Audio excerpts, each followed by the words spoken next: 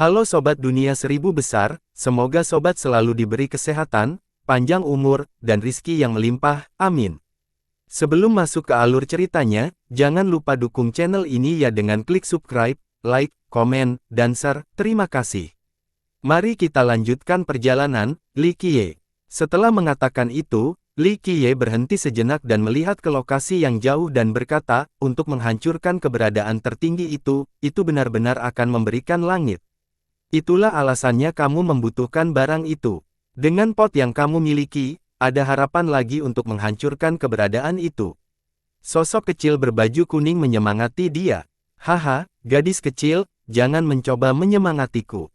Li Qiye berkata sambil tersenyum, panci pecah itu adalah pedang bermata dua.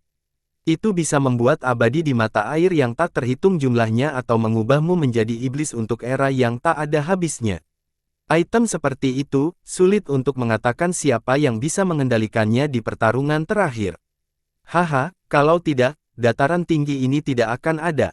Li Qiye melanjutkan, meskipun tidak ada lagi yang mengetahui nama, DC, dia bijaksana dengan wawasan yang luar biasa dan benar-benar tiada taranya.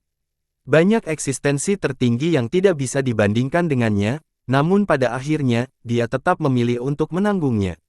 Mengapa? Karena dia tidak memiliki kepercayaan diri. Bahkan dengan pot ini di tangan, itu tidak menjamin kesuksesan. Tapi kamu berbeda. Sosok kecil itu berbicara, sudah berapa lama kamu bersiap? Kamu memiliki begitu banyak item yang telah kamu persiapkan secara rahasia.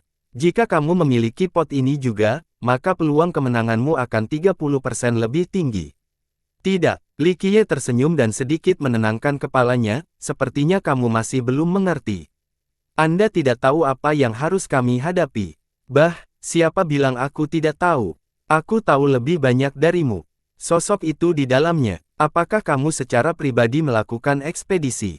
Li Qiye tersenyum kecut, tahukah kamu apa yang akhirnya terjadi? Anda tahu apa itu tidak terpecahkan. Ketika Anda secara pribadi bertempur dalam perang yang akan datang, Anda akan menemukan bahwa semua keberadaan yang disebut tak terkalahkan, sangatlah tidak berarti jika dibandingkan. Bagaimana kabarmu? Sosok itu harus bertanya, pernahkah Anda melihat Tuhan yang sejati? Bagaimana dengan keberadaan sebenarnya itu? Li Qiye menatap kucing dan akhirnya menjawab, saya bisa kembali hidup karena saya abadi dan tidak bisa dihancurkan. Karena keberadaan itu tidak bisa dilacak kembali ke lokasi tubuh asliku. Kalau tidak, begitu ditemukan, biarpun aku tidak bisa dihancurkan, tidak akan ada jalan keluar dari kematian. Saya mengerti sekarang. Sosok kecil itu berbicara, Anda berbicara tentang gua iblis abadi. Jadi bukannya kamu tidak bisa melarikan diri dari gua, kamu ingin menggunakannya untuk menyembunyikan tubuh aslimu. Mungkin, Li Qiye tidak menyangkal atau membenarkan hal ini, dia hanya tersenyum, tidak mudah untuk menyerang gua. Bahkan Kaisar Abadi pun harus membayar harganya. Harga yang sangat mahal. Bagaimana dengan generasi ini? Sosok itu bertanya, apa yang akan kamu gunakan untuk menyembunyikan tubuhmu kali ini? Jangan lupa, Anda tidak lagi terpecahkan. Apakah Anda masih memiliki keyakinan untuk menang sekarang? Anda tidak boleh kalah lagi.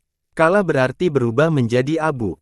Jangan khawatir, saya tidak akan kalah di generasi ini, saya pasti akan menyapu bersih semuanya. Matanya menjadi sangat dalam dengan aura mendominasi yang tak terlukiskan. Bahkan langit yang tinggi pun akan berguncang karenanya. Dia perlahan melanjutkan, tidak ada yang bisa menghentikan kemajuan saya. Bahkan keberadaan di atas 9 langit pun tidak akan berhasil. Jika waktunya tepat, saya akan melanjutkan. Karena kamu bertekad untuk bertarung, kamu akan lebih membutuhkan pot itu. Saya tidak perlu mengatakan lebih banyak tentang kekuatannya. Dengan pot itu, Anda akan memiliki kartu sebagai yang kuat lainnya. Sosok itu tidak menyerah pada bujukannya. Gadis kecil, aku tidak perlu berjanji, aku tidak akan melakukannya. Li Qiye kecewa dan tersenyum. Yah, menurutku, kamu takut dengan dataran tinggi pemakaman Buddha ini. Kamu juga tidak yakin bisa mengalahkannya. Sosok kecil itu dengan dingin mencibir. Setelah sekian lama, gadis kecil, kamu masih belum mengenalku. Li Qiye tertawa, dataran tinggi pemakaman Buddha tidak mencapai yang Anda bayangkan. Bagaimanapun, saya tidak perlu menentangnya. Panci itu belum tentu cocok untukku. Mengapa? Sosok itu tidak mau bertanya. Li Qiye tersenyum dan memandang ke arah kuil kuno di jarak sambil berbicara dengan santai. Semua orang mengatakan bahwa Buddha itu penyayang. Namun, saya menunggu hari ketika Buddha menjadi marah dan menundukkan segalanya. Kemarahannya akan menyebabkan darah mengalir sejauh 3000 mil. Anda yakin hal itu akan terjadi pada generasi ini? Sosok itu bertanya lebih lanjut. Mungkin tidak, Li Qiye menjawab, singkatnya, ini tidak akan lama. Era itu akan datang, dan tidak terbayangkan. Saya khawatir ini akan lebih cemerlang dari milik Anda. Berhentilah melamun. Era saya adalah yang tertinggi selama ribuan tahun. Sosok itu disembunyikan karena dia tidak setuju dengan klaim tersebut. Benar-benar sekarang, Li Qiye tersenyum, tetapi bahkan era tertinggi pun pada akhirnya hancur, tidak ada yang mengingatnya sekarang. Jawaban ini membuat sosok kecil itu teringat. Ia tidak lagi ingin berbicara dan menghilang. Li Qiye hanya tersenyum dan menyingkirkan kain kuning itu sebelum melanjutkan. Dataran tinggi ini juga memiliki pemandangan yang luar biasa. Melihat lebih jauh ke dalam, orang akan melihat dataran luas serta pegunungan yang tertutup salju di kejauhan. Terlebih lagi, ada sungai-sungai besar yang menyerupai naga yang menempati daratan yang jauh. Daerah yang luas ini selalu hidup dan makmur meskipun ukurannya sangat besar. Penggarap dari berbagai asal berbeda perjalanan ke sini. Li Qiye terkadang terus melintasi gunung dan sungai, dan terkadang dia berbaur dengan kehadiran jamaah yang panjang. Kadang-kadang, dia bermeditasi dan membenamkan dirinya dalam kedekatan Buddhis di negeri ini. Pertarungan pertama para jenius telah dimulai. Cepat, ke puncak awan salju. Saat Li Qiye sedang berjalan di samping kerumunan orang, kerumunan itu tiba-tiba menimbulkan kehebohan. Sebuah pesan datang, menyebabkan banyak penggarap segera menyingkir. Berita ini menyebar dengan sangat cepat melintasi jutaan mil. Semua penggarap di daerah ini berkumpul di sini. Siapa melawan siapa? Seseorang diam-diam bertanya. Seseorang segera menjawab, Wolong Xuan melawan Raja Fana Pilar Permata, jelas merupakan pertarungan tingkat jenius. War fanatik tidak, aku harus mengatakan War God sekarang. Dia tampil brilian dalam pertarungan terakhir ini, jadi kami tidak boleh melewatkannya. Bahkan generasi sebelumnya pun menjadi sangat heboh saat keduanya diangkat. Mereka segera pergi menonton pertandingan. Dalam sekejap, banyak orang menuju puncak awan salju untuk menyaksikan pertarungan antara dua orang jenius ini, tidak ada yang mau melewatkan pertandingan seru ini.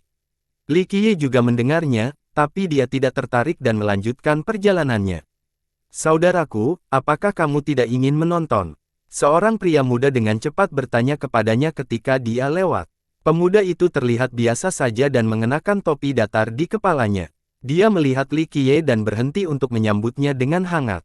Oh, apakah akan menyenangkan untuk menontonnya? Li Qiye menatap pemuda itu dan menunjukkan senyuman yang sangat dalam. Sangat menyenangkan untuk ditonton. Ini adalah duel para jenius, Wolong Xuan versus Raja Fana Pilar Permata. Pemuda itu menjawab dan memperkenalkan dirinya, nama saya Xiao Tianxing, bagaimana dengan nama Anda? Li Qiye menatapnya dan tersenyum, Chu Yuntian.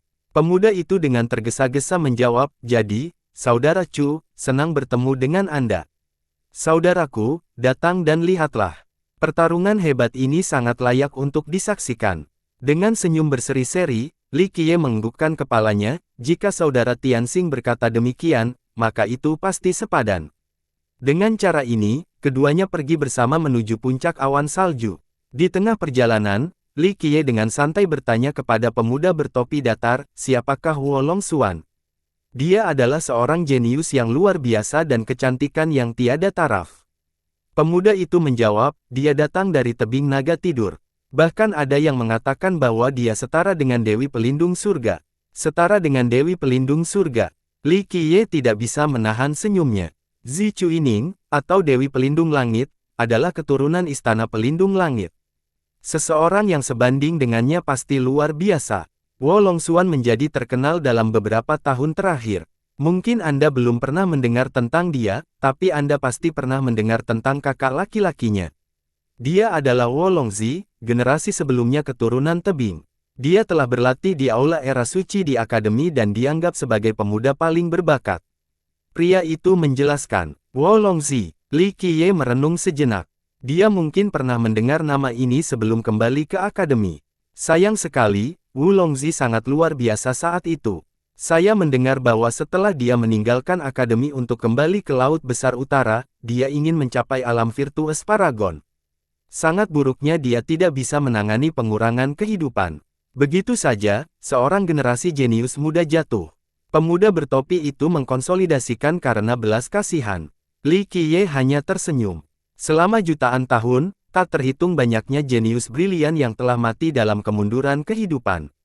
Li Qiye dengan santai bertanya, bagaimana dengan Raja Fana Pilar Permata? Dia adalah penguasa sekolah suci Pilar Permata saat ini dan juga Raja Negeri Lembah Giok. Di masa lalu, semua orang menemukan jewel Pilar Saint Child. Pemuda itu menjelaskan, dia tidak buruk sama sekali. Setelah mengambil kendali, baik sekolah maupun negara telah membuat kemajuan besar. Banyak sekte yang menjanjikan kesetiaannya, jadi mereka memberinya gelar Raja Fana. Li Qiye tidak bisa menahan senyumnya setelah mendengar ini. Jadi ternyata itu adalah teman lama. Pemuda itu melanjutkan dengan mengatakan, Raja Fana saat ini luar biasa. Dia tidak hanya dipuji oleh orang lain sebagai dewa perang tetapi juga dianggap sebagai salah satu dari 4 pengguna fisik abadi yang hebat. Li Qiye memandang dan bertanya, 4 pengguna immortal fisik yang hebat. Yang ditanggapi oleh pemuda itu, tepatnya, mereka menyebut mereka 4 pengguna fisik abadi yang hebat di wilayah tengah besar. Cleansing Incense memiliki 3 sedangkan Mortal King adalah satu-satunya pengguna di luar sekte ini yang memiliki yang lain. Saya mendengar bahwa fisik ketuhanan yang menekan neraka tidak ada duanya. Pemuda itu menatap Li Qiye pada saat ini. Fisik penekan neraka, Li Qiye mengalihkan pandangannya jauh setelah mendengar ini. Pemuda itu sibuk berkata, saya mendengar fisik Mortal King sudah setengah jadi. Sebuah rumor bahkan menyatakan bahwa ia berhasil mengisi kekosongan dalam hukum fisika sekolahnya. Ini merupakan pencapaian yang menakjubkan, para tetua sekolah sekarang. Mengumpulkan pemimpin baru yang akan membawa mereka menuju kesejahteraan, pemimpin yang sebanding dengan pendiri sekolah. Perbaikan hukum fisik, Li Qiye tersenyum. Ini bukanlah dia yang memandang rendah anak suci itu, atau lebih tepatnya, Raja Fana saat ini. Tapi bagaimana mungkin dia tidak mengetahui versi hukum fisik yang mereka miliki? Sekolah tersebut memang memiliki hukum fisik abadi dengan nama, Hukum Permata Penekan Neraka. Namun undang-undang ini tidak bisa diubah oleh sembarang orang. Setidaknya, Jewel Pilar Mortal King tidak memiliki kemampuan untuk melakukan hal tersebut. Agak menarik, menguat dari fisik raja ke fisik abadi, tidak buruk sama sekali. Li Qiye berkata sambil tersenyum. Pemuda itu dengan cepat berkata, Anda sepenuhnya benar. Saat ini, Mortal King sangat terkenal di Grand Middle Territory, lebih dari 3 immortal fisik dari Cleansing Incense. Ini karena banyak orang berpikir bahwa pengguna fisik ketiga dari sekte itu hanya meraih sedikit kemenangan sedangkan Mortal King memiliki terlalu banyak kemenangan untuk dihitung. Apalagi ada yang menempatkannya sejajar dengan Jikong Wudi sebagai jenius terbaik di wilayah tengah. Sejak kapan Space Trample Mountain menjadi satu-satunya garis keturunan kekuasaan di Grand Middle Territory? Li Qiye tidak dapat menahan tawanya. Pemuda itu mengangkat bahu dan berkata, semua orang bilang begitu. Lin Tiandi dari Bumi Tandus Selatan, Wolong Xuan di Laut Besar Utara, Mei Suyao dari ratusan kota di timur, Zanxi dari gurun terpencil di barat, dan Jikong Wudi di wilayah tengah besar. Namun baru-baru ini, peringkat Raja Pilar Permata semakin meningkat. Li Qiye hanya tersenyum tanpa berkomentar. Dia tidak tertarik dengan peringkat seperti ini. Keduanya dengan cepat sampai di puncak awan salju. Li Qiye awalnya tidak tertarik dengan duel ini sama sekali, tapi setelah mendengar tentang anak suci yang saat itu berhasil mengembangkan fisik abadi, dia ingin mengetahui jenis hukum apa itu. Ingatlah bahwa di 9 dunia saat ini, hukum kaisar jauh lebih mudah didapat daripada hukum fisik. Bahkan bisa dikatakan bahwa yang terakhir ini jauh lebih berharga. Jika Mortal King berhasil mengembangkan fisik penekan neraka, itu berarti dia sedang berlatih dengan hukum fisik abadi, bahkan mungkin versi lengkapnya. Puncaknya sepenuhnya dikelilingi oleh gelombang para penggarap yang datang untuk menonton. Ada yang melayang di langit, ada yang duduk di puncak yang tinggi, dan ada juga yang memilih duduk di dataran. Ini adalah puncak yang menjulang hingga ke awan. Biasanya, sangat sedikit orang yang datang ke sini, tetapi saat ini tempat itu penuh sesak. Penonton menunggu duel hebat ini dimulai. Saat ini, Raja Fana tersebar luas di dunia Kaisar Fana. Meskipun beberapa tahun yang lalu, ia tidak sehebat Jikong Wudi atau Mei Suyao, catatan pertempuran baru-baru ini dari utara ke selatan telah memperkuat reputasinya. Seorang pria muda dapat ditemukan berdiri di atas puncak yang terbunuh saat ini, Raja Fana Pilar Permata. Bahkan setelah bertahun-tahun berlalu, suara dan penampilan tetap tidak berubah. Namun, auranya sangat berbeda. Saat itu, anak suci itu duduk di gunung. Sekarang, dia lebih dari itu. Puncak yang menjulang tinggi, tapi tampaknya tidak berarti apa-apa di bawah kaki. Dia berdiri dengan postur tegak, seperti gunung dewa yang abadi dan tidak pernah berubah. Dia mengenakan jubah abu-abu tanpa dekorasi apapun. Hal ini menyebabkan dia memancarkan aura penekan surga. Siapapun yang berdiri di hadapannya akan kesulitan bernapas, mereka bahkan tidak berani menatap lurus ke arahnya. Meskipun energi darahnya tidak terwujud secara eksternal, fisik penekan neraka yang setengah selesai memberikan gambaran unik dari dewa kuno yang mampu menekan dewa dari seluruh alam. Pada detik ini, setiap tindakan dan gerakan tubuhnya membuat dunia berputar di sekelilingnya. Dia adalah pusat dunia, penguasa alam semesta. Generasi muda akan melampaui kita pada waktunya. Karakter hebat dari generasi sebelumnya hanya bisa datang setelah melihat gaya Mortal King. Saat ini, bahkan teladan biasa dari generasi kita harus mundur di hadapannya. Raja Fana Pilar Permata, Dewa Perang di wilayah tengah besar kita. Seorang yang berpartisipasi dari wilayah tengah berbicara dengan ekspresi bangga. Meskipun gelar Dewa Perang sedikit dilebih-lebihkan, para penguasa dari alam lain tidak berani mengambil gelar ini di hadapan Raja Fana karena catatan pertarungannya yang luar biasa. Mendesah. Ini semua karena dia bertarung dalam banyak pertarungan baru-baru ini, melawan Jikong Wudi, Mei Suyao, Lin Tiandi, dan sekarang Wolong Xuan. Bahkan para jenius menjadi sedih di hadapannya ketika mereka berpura-pura, dia pada dasarnya telah melawan semua keajaiban generasi ini. Apalagi jika dia bukan dewa perang, dia pasti seorang fanatik perang. Dalam beberapa tahun terakhir, dia menantang terlalu banyak orang. Semua pemuda terkuat pernah bertarung dengannya sebelumnya. Inilah mengapa orang menemukan dewa perang dan juga fanatik perang.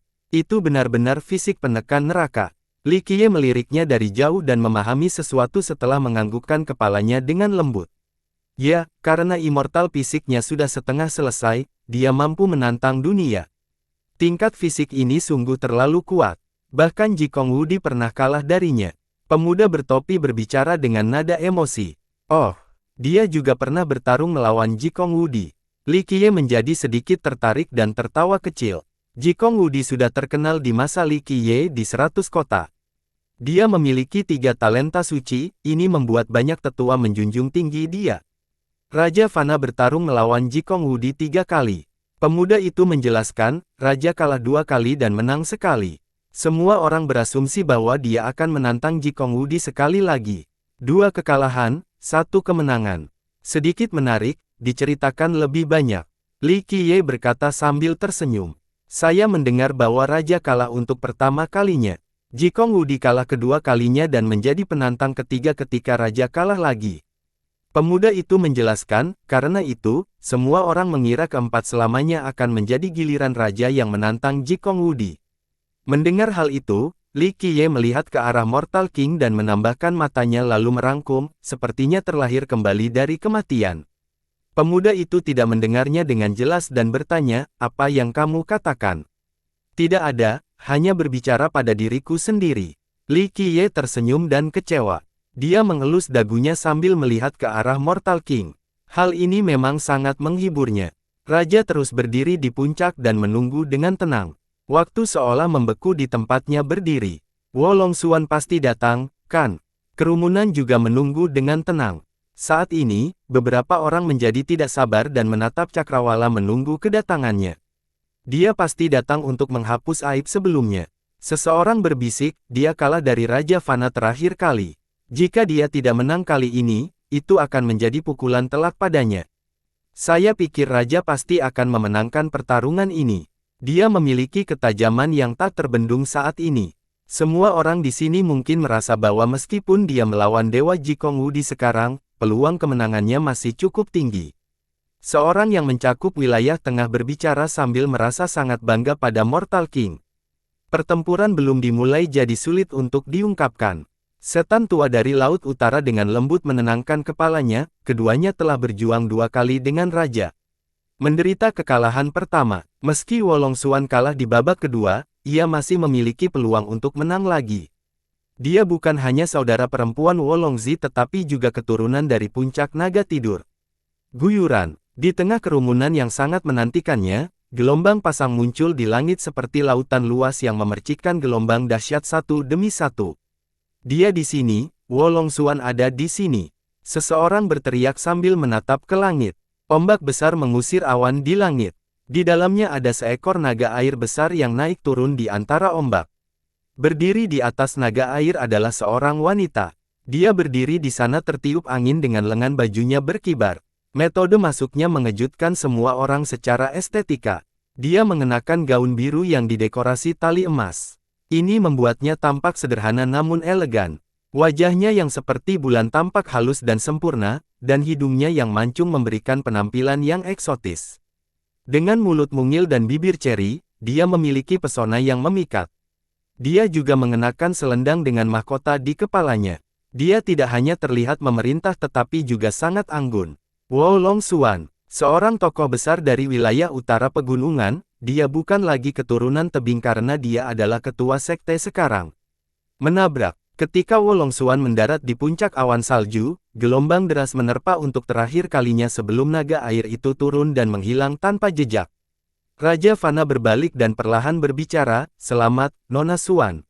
Anda adalah master sekte tebing naga tidur sekarang sebuah acara yang patut dirayakan." Dia menatapnya dan dengan ringan berkata, "Terima kasih, mari kita menentukan siapa yang akan menang hari ini." "Baiklah, aku ingin melihat teknik tertinggimu lagi." Mortal King menjawab, "Namun, kamu harus berhati-hati. Kecelakaan terjadi dalam perkelahian, jadi saya harus meminta maaf terlebih dahulu jika terjadi sesuatu pada Anda. Serahkan hidup dan mati pada takdir." Dia dengan dingin berkata, "Mari kita mulai." Dengan itu, lebih banyak suara cipratan terdengar. Air pasang kembali naik saat dia menjadi halus, seolah-olah dia sedang berdiri di lautan luas dan tak berujung. "Bagus, ayo pergi." Mortal King juga tidak membuang waktu. Berdengung, fisik penekan neraka miliknya meletus. Saat dia perlahan melayang dari tanah, terdengar retakan. Kekosongan itu sendiri hancur di dasar. Banyak orang di dekatnya melihat pemandangan ini. Karakter yang lebih tua menarik napas dalam-dalam dan kekenyangan, sangat kuat. Fisik abadi memang unik, bahkan waktu dan ruang pun hancur. Mentah, teriakan nyaring terdengar. Wolong Xuan dengan santai melancarkan serangan. Monster raksasa turun dari langit, menciptakan ledakan dahsyat. Seluruh langit berguncang sebagai tanggapan. Jeda naga, eksistensi kuno dari legenda. Seorang penonton berteriak setelah melihat makhluk mengerikan itu turun dari langit. Itu sangat besar dan meluas bermil-mil, menimbulkan ketakutan di hati para penonton. Ia menyerupai naga dan ikan jeda, tubuhnya seperti ikan paus, tetapi menyerupai naga sejati. Serangannya membawa kekuatan penghancur dunia yang dikirimkan kepada Mortal King. Namun, Mortal King tidak mengambil satu langkah pun mundur melawan kekuatan tirani tersebut. Dia menghadapi serangan paus drakonik dengan pukulan yang dahsyat. Ledakan. Dampaknya mengguncang seluruh dataran tinggi pemakaman Buddha. Makhluk raksasa itu langsung hancur karena pukulannya. Ukurannya tidak cukup untuk menghentikan tinju dari immortal fisik miliknya. Hanya setetes air laut yang tertinggal setelah monster itu menghilang. Hal ini juga mengejutkan banyak orang. Mengubah setetes air menjadi paus drakonik ini adalah teknik yang menantang surga. "Giliran saya," Raja berteriak, setelah pengiriman ikan jeda itu dengan cepat. Dia membentangkan telapak tangannya dan langit tiba-tiba menjadi gelap. Seluruh lokasi menjadi gelap gulata.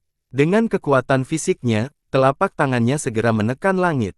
Bahkan Paragon pun akan gemetar menghadapi kekuatannya. Paragon biasa akan hancur karena kekuatannya. Wolong Xuan menggeser tubuhnya dengan gerakan naga dan kelincahan ikan di langit.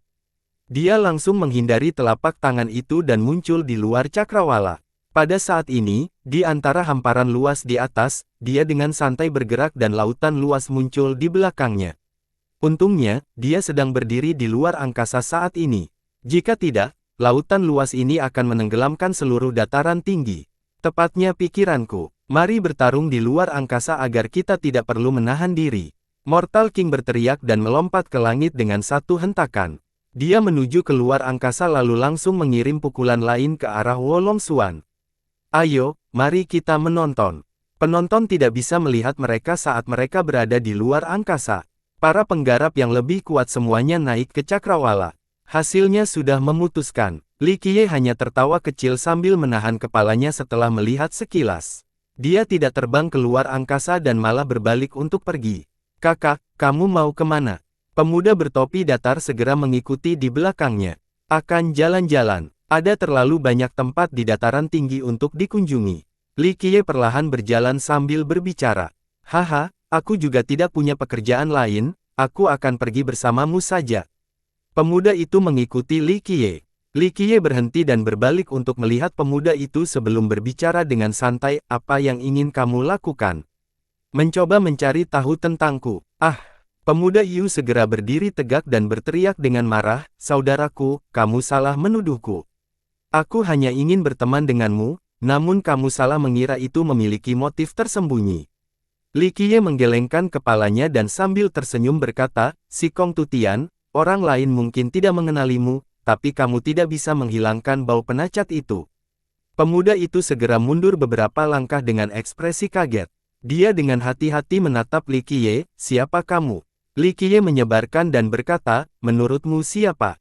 Jadi itu kamu. Pemuda itu tidak sepenuhnya yakin dan berteriak, Li bangsawan muda, bukan, bos, apakah itu benar-benar Anda?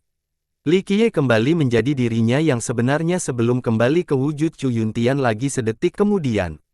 Dia tersenyum, Si Kong Tutian, mempunyai gagasan nakal tentang saya bukanlah langkah yang cerdas. Pemuda juga dengan cepat berubah. Memang itu Si Kong Tutian itu. Namun, dia melihat sekeliling dengan sangat cepat sebelum kembali menjadi pemuda yang mengenakan topi. Oh, bos, itu benar-benar kamu, tidak heran kenapa aku tidak bisa melihatmu. Dia menggosok kedua telapak tangannya dan mencoba menjilat, saya seharusnya sudah menebak sebelumnya bahwa itu adalah Anda, tetapi saya tidak dapat memastikannya. Satu-satunya orang di dunia ini dengan teknik transformasi yang tidak dapat saya lihat adalah Anda, bos. Dia sangat mahir dalam seni transformasi. Akan sulit menemukan seseorang yang ahli seperti dia dalam hal ini.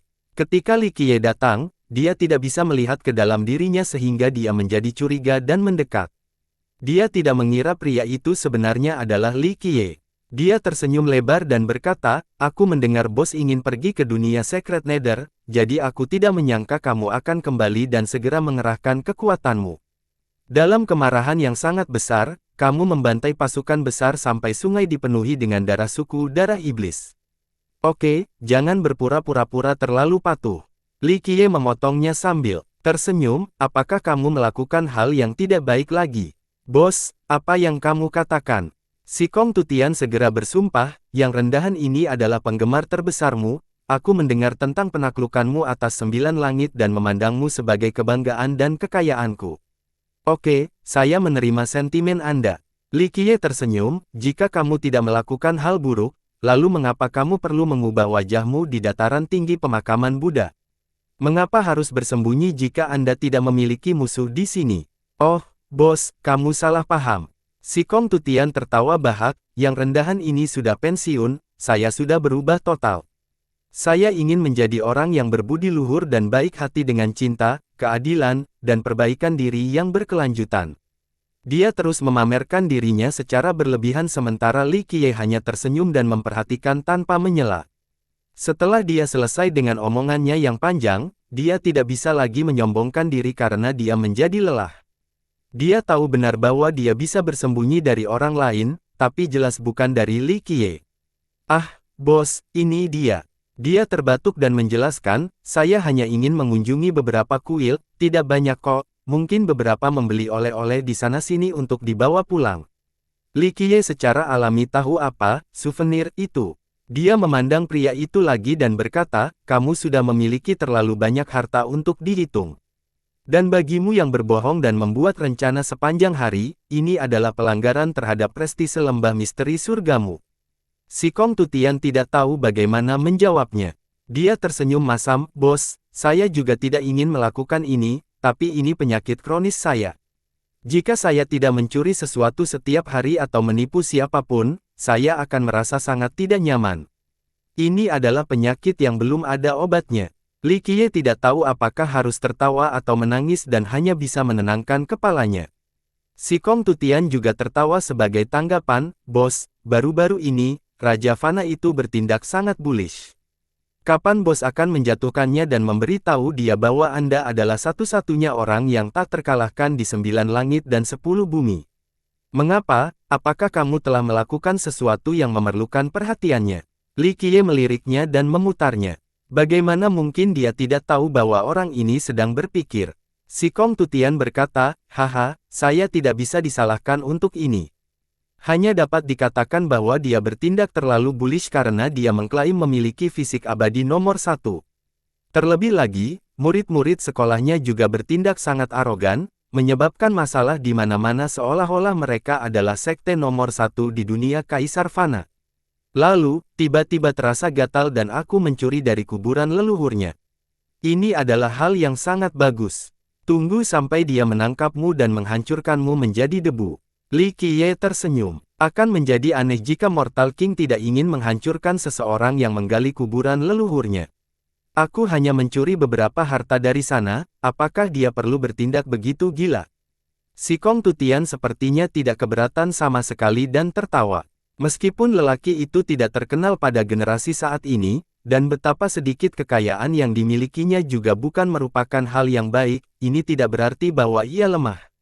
Dia sebenarnya tidak takut pada Raja Fana karena dia berasal dari lembah misteri surga yang misterius dan memiliki sumber daya yang besar. "Aduh, bos, bukan saya yang mencoba menimbulkan masalah, tapi saya tidak tahu apakah saya harus mengutarakan atau tidak." Dia memberitahu Li Qiye. Li Qiye terkekeh, "Biarlah aku yang menilainya. Katakan, sekolah Pilar Giok ingin mengambil kembali Nona Chen. Mereka mengatakan bahwa karena dia berasal dari sekolah dan keluarganya juga ada di sana, mereka berharap dia akan kembali." Dia menjelaskan, Nona Chen yang dia maksud adalah Chen Bao Jiao. Li Qiye hanya tersenyum menanggapinya, tidak mengherankan jika sekolah mempunyai ide ini. Chen Bao Jiao telah menjadi kuat, jadi wajar saja jika mereka menginginkannya kembali. Sekolah ini berbeda dari dulu. Si Kong Tutian menjelaskan, entah bagaimana caranya, namun dalam beberapa tahun terakhir ini tiba-tiba menjadi jauh lebih kuat. Mungkin Raja benar-benar punya bakat untuk memerintah. Mereka memiliki sumber daya dan kekuatan tersembunyi yang besar. Sedangkan Mortal King itu, dia masih membuang-buang waktu di Sein fisiknya, tapi kemudian, itu berubah menjadi immortal fisik entah dari mana. "Bos, aku tidak hanya membuat asumsi saat ini." Si Kong Tutian melanjutkan, sekolah mengklaim bahwa Raja Fana telah menyelesaikan hukum permata penekan neraka mereka. Sejujurnya, saya tidak percaya sama sekali. Dengan keterampilan anak suci saat itu, jika dia bisa memperbaiki hukum fisik ini, maka Jikong Wudi dan Mei Suyao sudah menjadi kaisar abadi. Dia berhenti sejenak di sini, meskipun anak suci itu sedikit berbakat dengan sikap tenang yang terpuji, saya merasa bahwa dia sendiri benar-benar tidak dapat menyelesaikan hukum fisik abadi. Li Qiye mendengarkan sambil tersenyum, tidak ada yang bisa lolos dari matanya. Mortal King tidak mengembangkan hukum permata dari sekolah mereka. Dia mengetahui hal ini dengan sangat baik. "Bos, ada hal lain yang perlu saya sampaikan kepada Anda." Si Kong Tutian menatap Li Qiye dengan ekspresi santainya dan mengungkapkan, "Saya telah mengetahui beberapa berita, anak suci itu ingin menikahi Nona Chen. Namun, ada beberapa alasan yang perlu dipikirkan, jadi dia belum mengambil tindakan." Hanya dengan dia saja, Li Qiye terkekeh tanpa berkata apa-apa. Pria itu dengan cepat memutar dan berkata, "Tentu saja, hanya bos yang pantas mendapatkan Nona Chen." Li Qiye melirik ke arahnya dan dengan santai berbicara, "Apakah tuanmu tahu bahwa kamu datang ke sini untuk mencuri? Apakah kamu juga memberitahu Raja Fana?" Pria itu terkejut setelah mendengar ini. Lehernya menciut karena ketakutan saat dia terbatuk masam. "Haha, bos, saya payah." "Tidak, bos benar-benar luar biasa bijaksana, nomor 1 selama ribuan tahun. Aku menjalankan tugasmu dengan sepenuh hati adalah sesuatu yang akan dibanggakan oleh tuanku dan Raja Fana. Bagaimana kalau kamu mencuri?" Li Qiye bertanya sambil menatap pria itu. Dia terbatuk sebagai jawaban, oh, bos, Anda juga harus mengetahui hal ini, tidak semua orang adalah orang suci, tidakkah ada orang yang selalu benar dan sempurna, bukan? Saya hanya mencuri beberapa barang kecil, saya yakin para senior tidak akan keberatan. Sikong Tutian, oh Sikong Tutian, kamu hanya bisa digambarkan sebagai bocah nakal yang tidak bisa disembuhkan. Li Qiye berkata sambil tersenyum. Saya merasa terhormat dipuji oleh bos. Sikong Tutian tidak peduli dan tersenyum bahagia. Li Qiye juga tersenyum dan memahami bahwa Sikong Tutian ini tidak dapat diubah. Dia adalah anak hilang yang berkeliaran di seluruh dunia, benar-benar berbeda dari orang lain yang sangat ingin sekuat tenaga untuk mencapai puncak atau bahkan menguasai dunia. Faktanya, bakat Sikong Tutian tidak kalah dengan jenius lainnya. Namun, dia tidak mempedulikannya. Dia hanya ingin menjelajahi dunia karena ambisinya tidak mencakup dominasi. Setiap orang punya keinginannya masing-masing, tidak bisa dipaksakan. Pada akhirnya, hanya ini yang bisa dikatakan Li Qiye. Sikong Tutian memandangnya dan berkata, apakah bos ingin pergi kemanapun atau ada yang ingin saya lakukan? Li Qiye menatap dengan satu mata dan berkata, tidak perlu. Saya tidak ingin berburu harta karun apapun saat ini. Saya hanya ingin bermeditasi dengan keyakinan Buddha dengan damai, membaca semua kitab suci dan mengunjungi 3.000 kuil. Tentu saja, jika Anda ingin menjadi biksu, saya juga dapat mengubah Anda dan membantu Anda mencapainya. Seorang biksu, hah, bos, yang rendahan ini penuh dengan vulgar, saya tidak bisa menjadi biksu. Sikong Tutian ketakutan setelah mendengar ini dan langsung menolak. Tentu saja, dia juga merasa aneh dan harus bertanya, mengapa bos ingin mengembangkan agama Buddha. Tentu saja dia tidak percaya Li Qiye datang ke sini untuk menjadi biksu. Dia tahu bahwa Li Qiye jelas bukan tipe orang yang ingin menjadi seperti itu. Li Qiye mengungkapkan senyuman misterius dan perlahan berkata, ini rahasia. Sikong Tutian tidak berani meminta lebih dan tersenyum, kalau begitu, orang rendahan ini tidak akan mengganggu menontonmu lagi. Jika Anda membutuhkan seseorang untuk melakukan beberapa keperluan, telepon saja saya. Aku akan berlari. Setelah dia pergi, Li Qiye melanjutkan perjalanannya.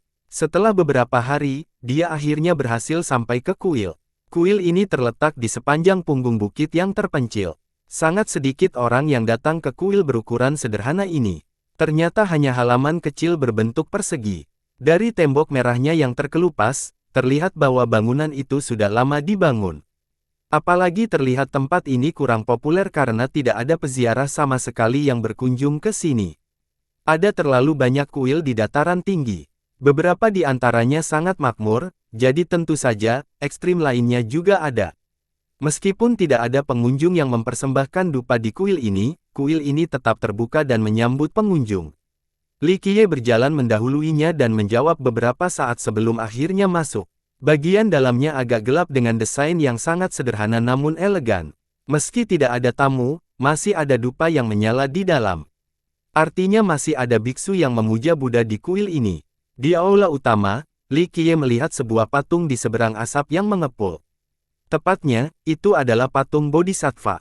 Orang samar-samar bisa melihatnya melalui semua asap. Itu adalah seorang wanita dengan tangan kirinya membentuk mudra teratai sementara tangan mengapa membentuk mudra yang tidak dapat diidentifikasi. Dia duduk di atas bunga teratai sambil bersandar sehingga tidak ada yang bisa melihat wajahnya. Dari sosoknya, dia seharusnya cukup cantik, hingga tingkat yang transenden. Sangat jarang ditemukan patung sekaliber ini. Mungkin dari semua candi yang ada di dataran ini, hanya candi inilah yang memuja Bodhisattva. Li Qiye perlahan-lahan duduk dalam posisi meditasi di atas kasur dan diam-diam menatap Bodhisattva ini. Tiba-tiba, dia menjadi kewalahan dan lupa waktu seolah-olah dia telah melupakan segalanya. Dia terus menatapnya. Itu adalah peninggalan dari masa lalu yang tidak dapat diingat lagi, namun Li Qiye tidak bisa tidak mengingatnya sedikit demi sedikit pada saat ini. Penyihir atau dewi, ini tidak masalah.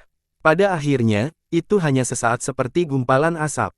Li Qiye terdiam dalam keadaan linglung dan bergumam, ada terlalu banyak hal yang tak terlupakan saat itu. Aku tidak tahu harus berkata apa. Selama ini, saya tidak pernah menyukai perpindahan agama, Tetapi jika hal itu memberi Anda kedamaian dan kebebasan, maka saya senang karenanya. Karena itu, dia menghela nafas pelan dan merasa sedikit tersesat. Ada banyak sekali penumpang dalam segala bentuk dan bentuk dalam hidupnya. Kaisar abadi, dewa sejati, manusia fana. Beberapa di antaranya lebih tak terlupakan daripada yang lain. Dia pernah memiliki banyak pengikut. Mereka bersedia menyumbangkan segalanya untuknya dan bahkan akan mengorbankan nyawa mereka demi dia. Bodhisattva di depan ini adalah salah satunya. Ada saat-saat berbahaya saat itu, saat-saat ketika dia menjadi orang pertama yang berdiri di depannya.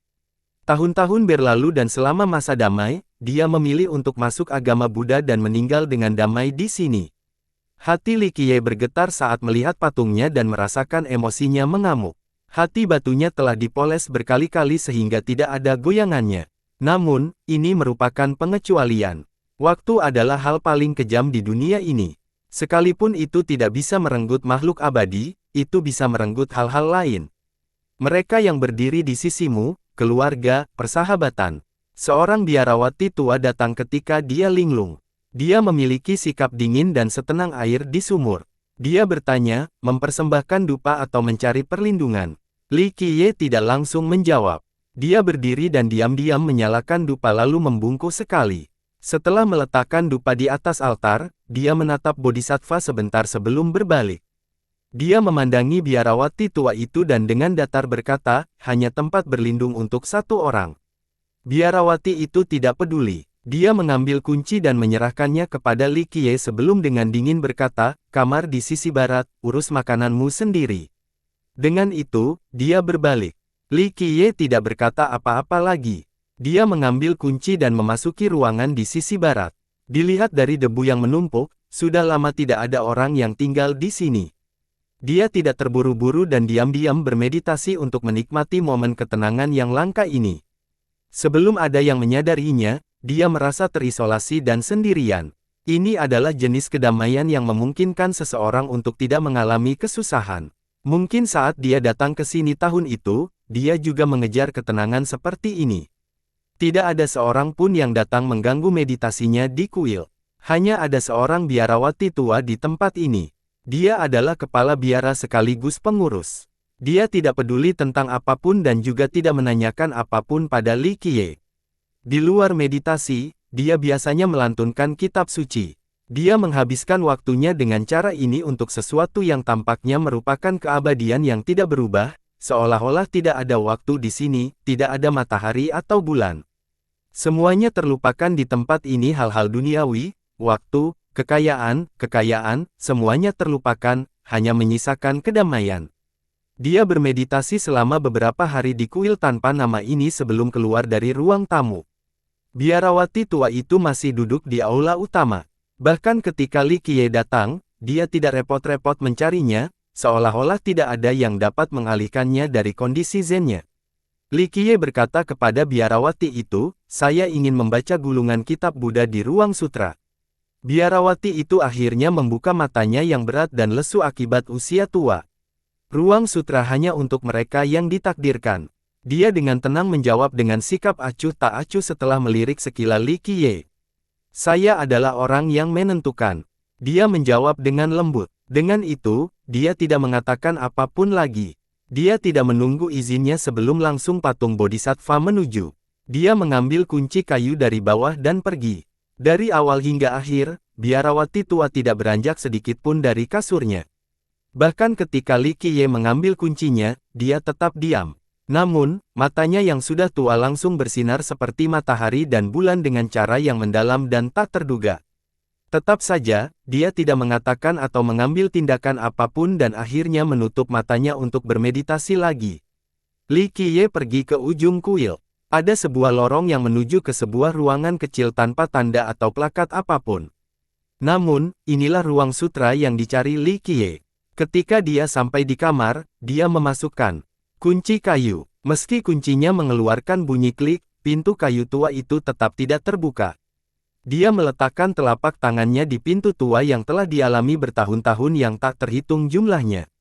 Meski begitu, meski sudah bertahun-tahun berlalu, tanda di pintu masih sangat jelas.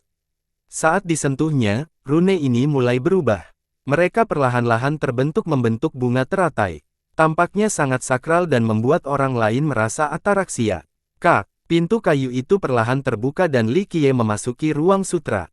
Itu menutup di belakangnya tepat setelahnya. Ini adalah ruangan dengan banyak tingkat rak buku dan banyak kitab suci sejauh mata memandang. Ruangan ini tidak sempit yang terlihat dari luar. Ada gua surga di dalamnya.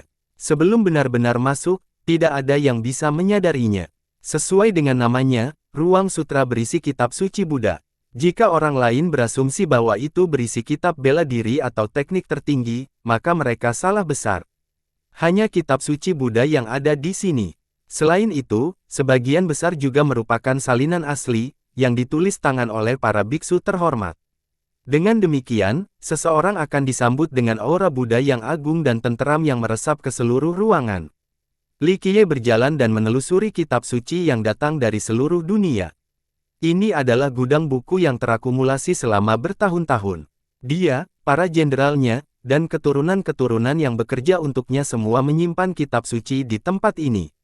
Tempat ini pastinya lokasi menjadi dengan koleksi kitab Buddha terlengkap di dunia. Yang lebih mencengangkan lagi adalah beberapa kitab suci di sini yang berasal dari Nalada. Itu adalah versi asli sehingga orang luar seharusnya tidak bisa mendapatkannya.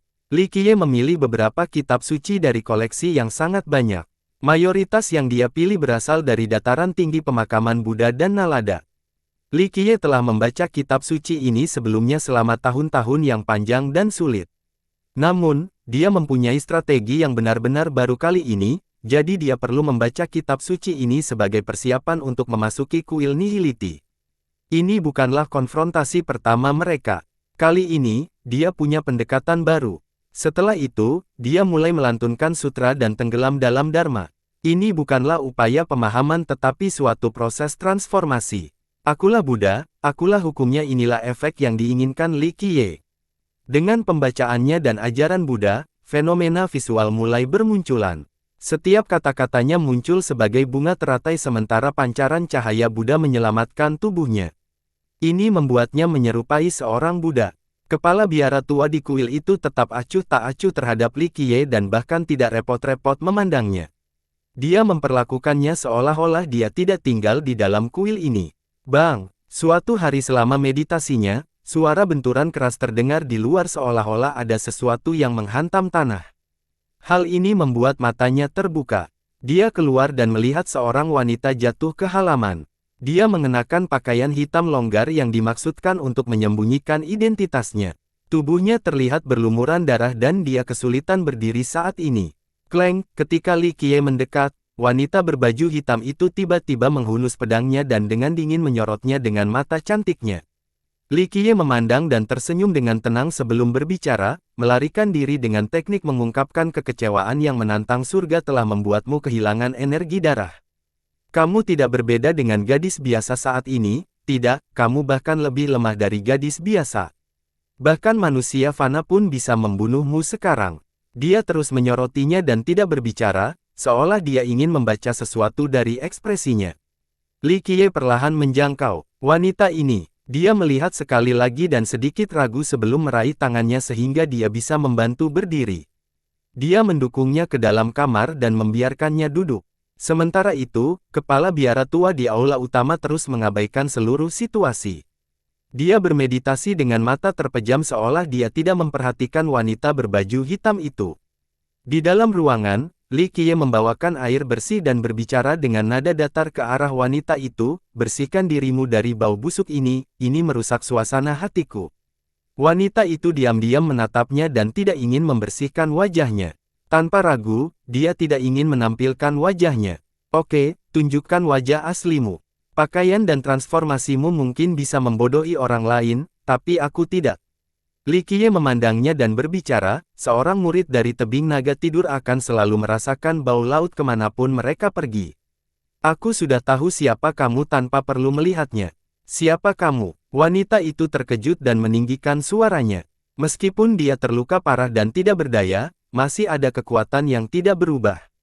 Kata-katanya saja sudah memberikan efek jera. Li Qiye terkekeh, orang yang menyelamatkan hidupmu.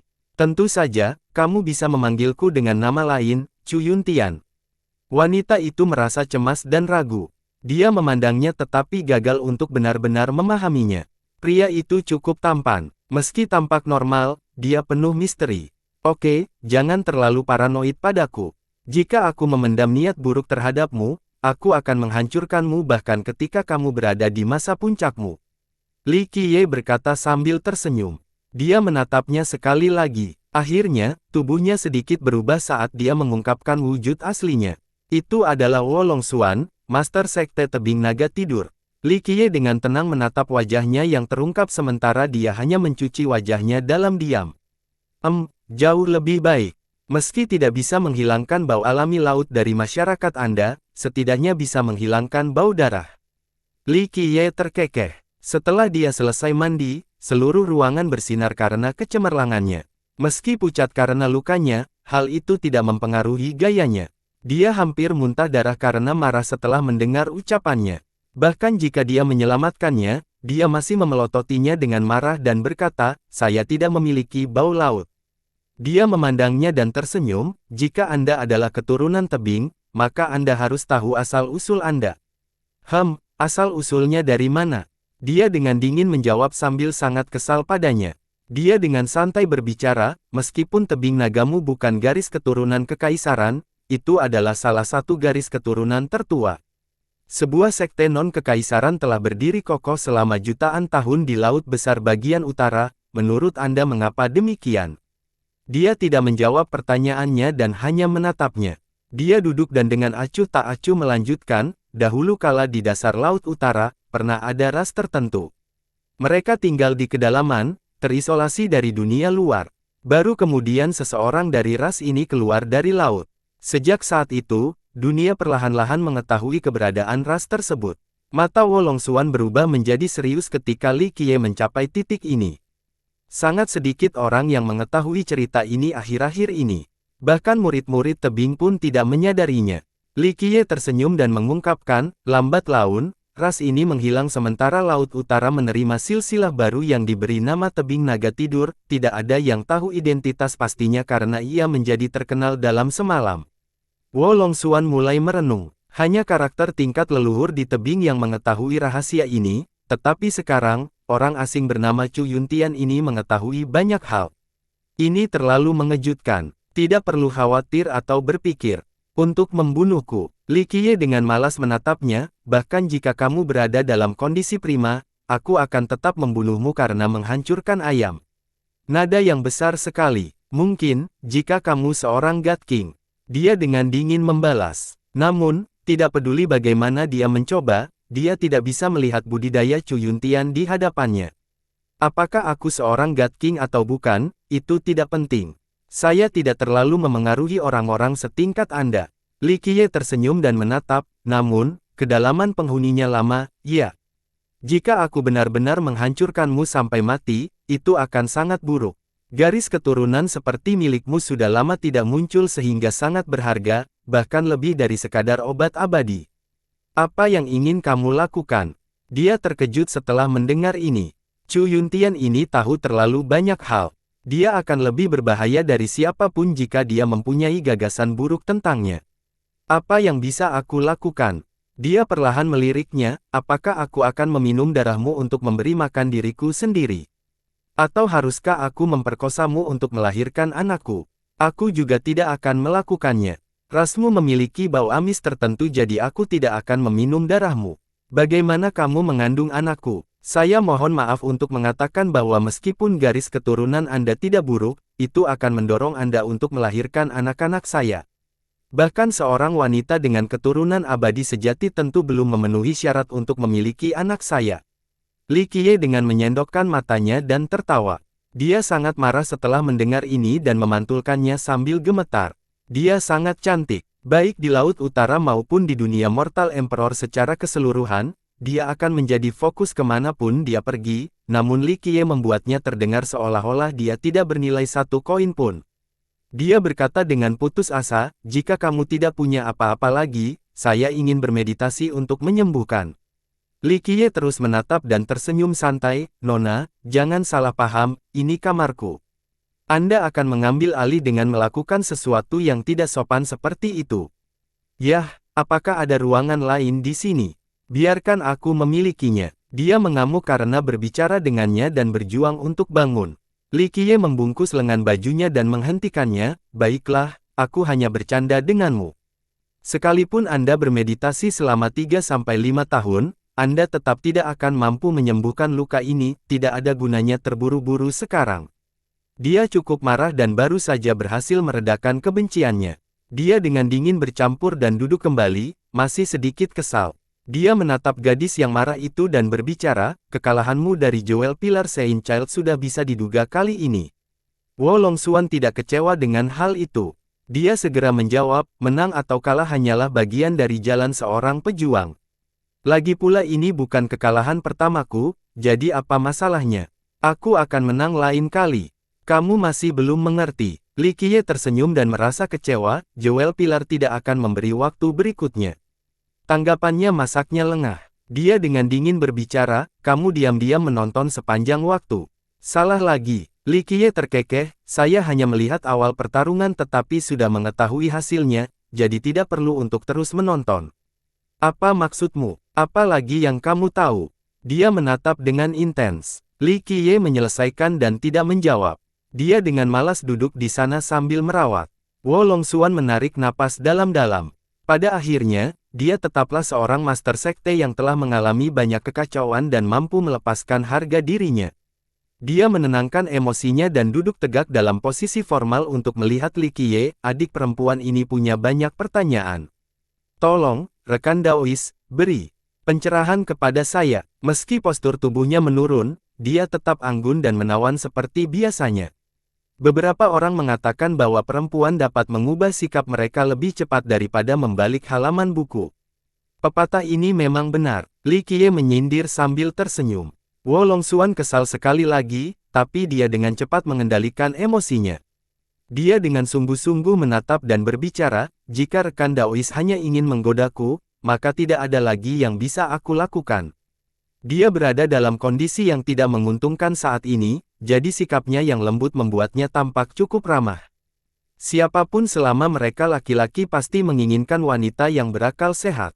Li Qiye tidak bisa menahan senyumnya setelah melihat metodenya. Dia dengan acuh tak acuh duduk di sana dan bertanya, apa yang tidak kamu mengerti? Dia berpikir sejenak sebelum mengangkat kepalanya dan berbicara, Raja Fana kali ini berbeda. Karena dia berusaha keras. Tidak menyerah sampai dia membunuhmu. Li Qiye menjawab sambil tersenyum. Dia perlahan menegaskan, itu benar, ini tidak terjadi dalam 2 pertarungan terakhir kami setelah pemenang ditentukan. Li Qiye terkekeh, lalu mengapa dia ingin membunuhmu? Apakah karena potensi Anda cukup menjadi ancaman di masa depan, sehingga dia lebih memilih membunuh Anda sebelum sayap Anda tumbuh sempurna? Atau karena kamu tidak lagi memiliki nilai apapun, jadi sebaiknya dia membunuhmu untuk meningkatkan prestisenya. Wo Longxuan memikirkan 2 kemungkinan itu. Dia tidak bisa langsung memberikan jawaban. Kau tahu, tapi dia tidak melakukannya. Li Qiye tersenyum, meskipun anak suci itu sedikit berbakat, levelnya tidak dapat dilihat olehku. Kamu memiliki garis keturunan kuno yang dia dan bahkan orang di belakangnya dalam bayang-bayang tidak tahu. Petik 2. Jalanmu masih panjang, kalah darinya adalah hal yang wajar. Pertama, Anda baru saja mulai memanfaatkan garis keturunan Anda dan masih jauh dari mengambil langkah berikutnya. Kedua, dia telah melihat hukum Dao tebing Anda, sehingga Anda kehilangan nilai Anda sebagai alat pelatihan. Satu-satunya hal yang tersisa bagi Anda di mata adalah bertindak sebagai batu loncatan. Dia akan membunuhmu untuk menunjukkan kekuatannya kepada seluruh dunia. Li Qiye berhenti di sini dan menatapnya. Dia terdiam beberapa saat sebelum akhirnya mengangkat kepalanya untuk bertanya, kamu menyebutkan orang di belakangnya, siapa dia? Siapa yang kamu pikirkan? Li Qiye menjawab dengan sebuah pertanyaan. Dia berpikir sejenak sebelum merenung, eksistensi yang sangat kuat. Meskipun aku kalah dari Mortal King, aku masih percaya diri untuk menjalani hidup-hidup. Saat Mortal King mengejar, aku melarikan diri sangat jauh dalam sekejap. Dia tidak menyerah dan terus mengejarnya. Saya tahu tebing naga Anda memiliki seni pengungsi tertentu. Memang benar, jika kamu ingin melarikan diri, anak suci, yang tidak ahli dalam kecepatan, pasti tidak akan bisa mengejarmu. Li Qiye menyela. Namun, ada seseorang yang tiba-tiba menyergapku. Orang itu sangat kuat dan saya tidak bisa melihat wajahnya. Saya segera merasakan bahaya dan memanggil harta rahasia dari sekte saya untuk menghancurkan penipuan dan melarikan diri. Dia berdebar-debar saat mengingat kejadian itu. Penyergap itu terlalu kuat. Jika dia tidak menggunakan energi darah dalam jumlah besar untuk memanggil harta rahasianya, dia tidak akan bisa melarikan diri dan akan dibunuh oleh orang itu. Kalau begitu, itu benar. Itu menunjukkan bahwa anak suci itu hanya menggunakanmu sebagai batu asah. Li Qiye mengaku, maksudmu, ini hanya eksperimen. Dia terkejut sekaligus skeptis. Dia melanjutkan, itu salah satu cara untuk menjelaskannya. Dilihat dari pertarungannya baru-baru ini, Anda dapat melihat bahwa dia sedang mencoba menemukan metode ofensif yang paling cocok. Coba pikirkan, siapa yang dia lawan baru-baru ini dan apa hasilnya. Dia berpikir sejenak sebelum berbicara, bisa dibilang bahwa Raja Fana telah menantang semua pemuda paling terkenal di dunia Kaisar Fana. Jikong Wudi, Zhan Xi, Lin Tiandi, Bai Jianzhen, Mei Suyao. Biasanya, dia akan kalah pada tantang pertama. Pada babak kedua, dia akan memiliki peluang untuk menyamakan skor, kata Li Qiye. Wo Longxuan menjawab, memang ada tanda-tandanya. Hal itu benar terjadi saat saya melawannya, begitu juga dengan Jikong Wudi. Ia kalah dari Jikong Wudi pertama kali dan menang kedua. Hal ini cukup sulit dibayangkan oleh masyarakat saat itu, tidak ada yang mengira dia bisa menang karena semua orang tahu bahwa Jikong Wudi memiliki keunggulan absolut pada pertarungan pertama. Ini karena bukan hanya anak suci yang berkelahi, tapi juga orang lain. Orang di belakangnya dalam bayang-bayang. Li Qiye berkata, 100 perang untuk menjadi dewa, 100 kemenangan untuk menjadi seorang kaisar. Anak suci bukanlah orang yang sangat cerdas. Dia membutuhkan pertempuran yang tak terhitung jumlahnya untuk mendapatkan pengalaman, meminjam perang untuk menemukan kelemahan musuhnya untuk menebus kelemahannya sendiri. Li Qiye berhenti sejenak di sini, anak suci itu tidak takut kalah karena dia tahu betul bahwa dia tidak akan mati karena orang hebat yang melindunginya. Jika tidak, dia tidak akan berkeliling dunia meminta untuk bertarung. Hal ini terbukti karena jika dia benar-benar fanatik membujuk atau seseorang yang suka menghibur, dia pasti sudah menantang orang lain di masa lalu.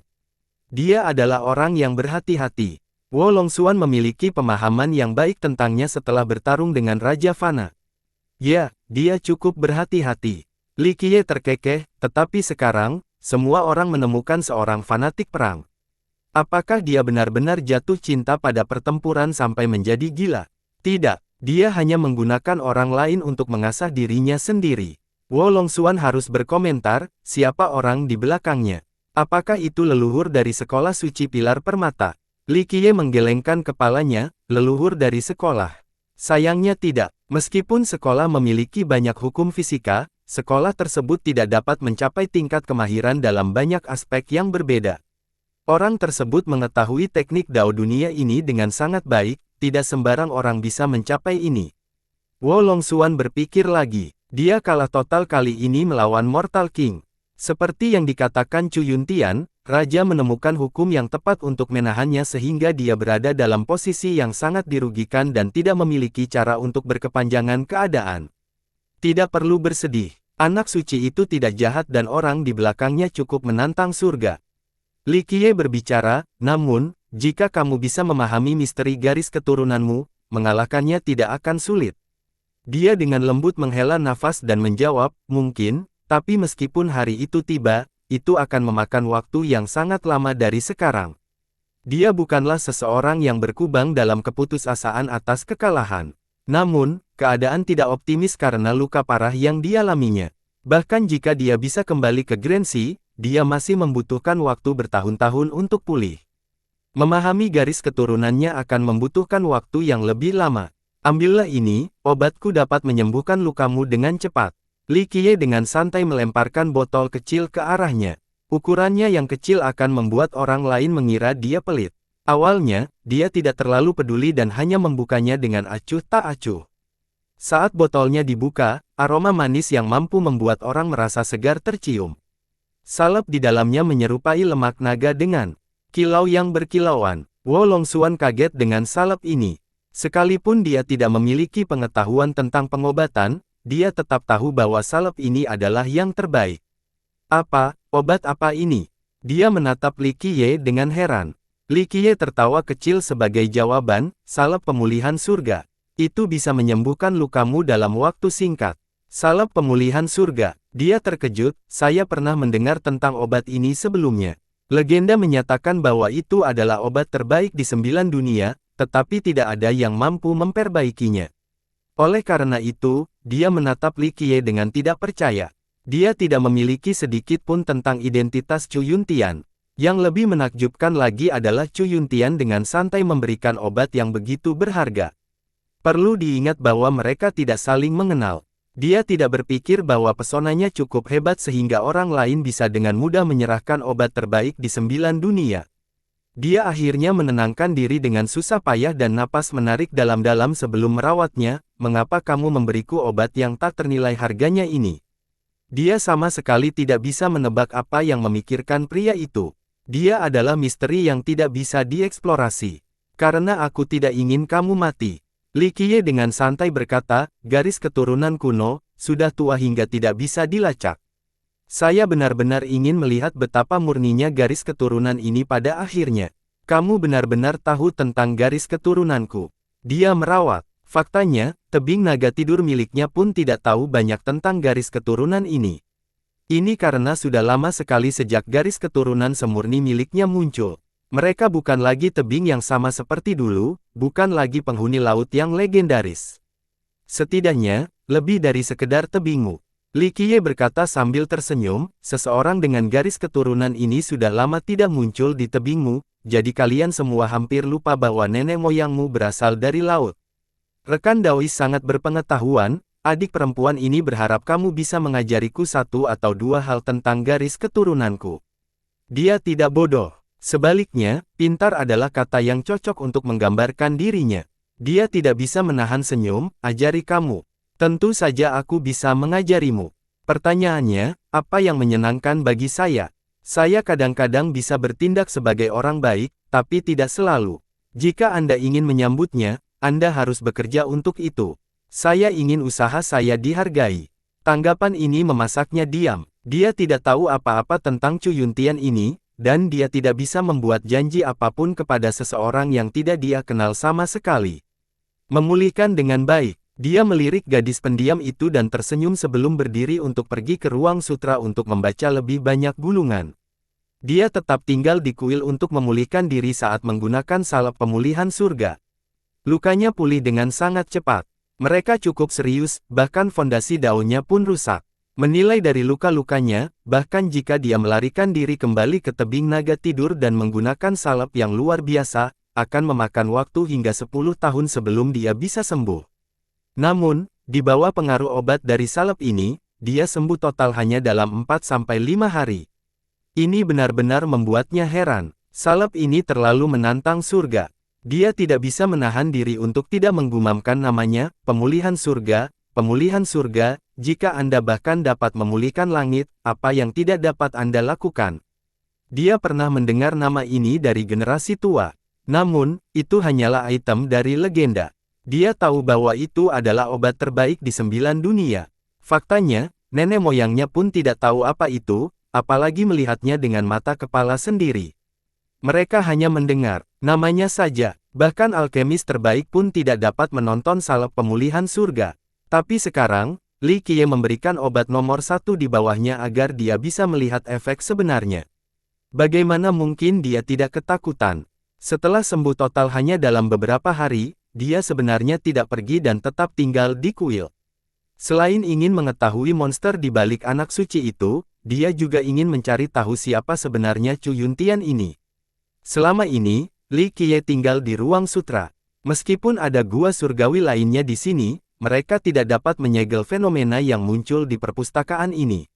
Ruangan itu terus memancarkan cahaya Buddha. Meskipun jumlahnya sangat kecil karena segelnya, setiap bagiannya sangat jelas. Setiap rangkaian cahaya Buddha sepertinya terbuat dari emas. Senar emas ini tidak hanya memiliki warna keemasan, tetapi juga mengeluarkan suara metalik seperti bubuk emas yang jatuh. Fenomenanya melebihi cahaya-cahaya ini, di luar ruangan, terdengar nyanyian Buddha seolah-olah wilayah di dalamnya telah menjadi kerajaan Buddha. Itu memberi ilusi bahwa seorang Buddha sedang melantunkan mantra di dalam. Setiap kata menjadi mantra dan hukum Buddha tertinggi, setiap frase menjadi dunianya sendiri. Dalam beberapa hari, bahkan gua-gua ini tidak dapat lagi mengalami fenomena penutupan di dalamnya. Ikuti gambar-gambar ini, teratai emas pertama tumbuh dari tanah. Beberapa hari kemudian, lebih banyak bunga teratai bermekaran saat mata air emas mengalir keluar dari halaman. Mata air emas yang mengepul ini melambangkan simbol tertinggi agama Buddha. Adegan ini tidak hanya membuat Wolong Xuan takut, bahkan kepala biara tua yang dingin pun terkejut. Deskripsi dalam legenda tentang seseorang yang mampu melestarikan teratai dan membuat mata air emas melonjak dari tanah tidak ada yang lebih unggul dari ini. Meskipun tidak ada wanita yang bisa melihat pemandangan di dalam ruang sutra, hanya mata air emas yang mengalir dan teratai emas yang tumbuh di mana-mana membuat mereka dengan mudah membayangkan apa yang sedang terjadi. Mungkin tempat itu telah menjadi kerajaan Buddha dengan puluhan juta jamaah, jutaan biksu perang, dan 100.000 bodhisattva yang bermeditasi. Akhirnya fenomena tersebut hilang. Seseorang dapat mendengar suara mencicit ketika Li Qiye keluar dari ruang sutra. Saat ini, Li Qiye saat ini tidak jauh berbeda dari sebelumnya. Dia menjadi tampak lebih biasa, sebuah transformasi kembali ke asal. Meskipun terlihat lebih biasa, ketika seseorang berdiri dekat dengan Li Qiye, entah mengapa mereka akan merasakan kedekatan Buddha yang tidak dapat diungkapkan dengan kata-kata. Seolah-olah Tuhan Yang Maha Esa sedang mengubah dan mencerahkan Anda dalam proses yang alami dan misterius. Orang-orang tiba-tiba merasakan dorongan untuk bersujud dan masuk agama Buddha. Wolong Xuan adalah seorang jenius sekaligus master sekte tebing naga tidur. Hati daunnya sangat kuat. Namun, ketika dia berdiri dekat dengan Li Qiye, hati daunnya tiba-tiba merasakan riak dengan bayangannya, gambar dirinya tampak seperti seorang Buddha. Ilmu hitam apa ini? Wolong Xuan melompat karena kaget dan menatapnya. Saat ini, Li Qiye sangat lembut dan tenang. Dunia menjadi tenang dimanapun dia berdiri. Bahkan waktu pun tidak berani mengganggunya. Inilah Dharma, penyelamatan bagi semua makhluk hidup. Li Qiye tersenyum. Dia jelas bukan seorang biksu, tapi senyumannya memberikan ilusi bahwa dia adalah seorang Buddha yang mencintai semua makhluk hidup. Pikiran Wolong Xuan bergetar. Dia menarik napas dalam-dalam dan menyampaikan hukum daunnya untuk mengusir semua gangguan dan menenangkan riak-riak di pikiran. Meski begitu, dia tetap terkejut. Li Qiye tidak menggunakan hukum apapun, hanya kata-katanya saja yang mampu menggerakkan hatinya. Ini terlalu menakutkan. Bahkan Dharma yang tak terbatas dalam legenda pun tidak akan lebih berpengaruh dari ini.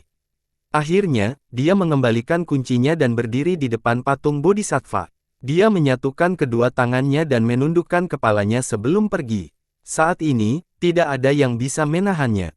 Sepanjang waktu, kepala biara tua itu tetap duduk di tempat yang sama tanpa mengucapkan kata pun.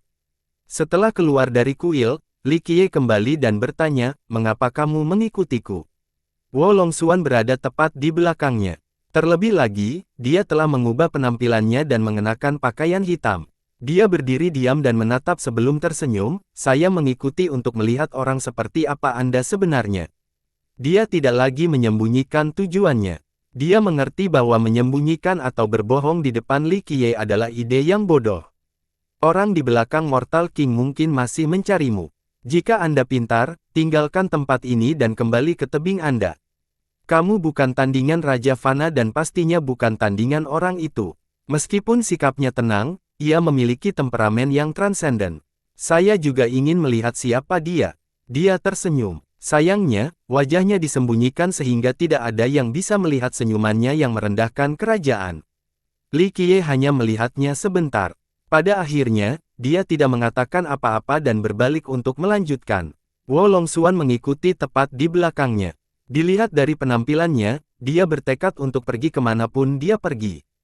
Tentu saja, Li Qiye tidak terlalu peduli.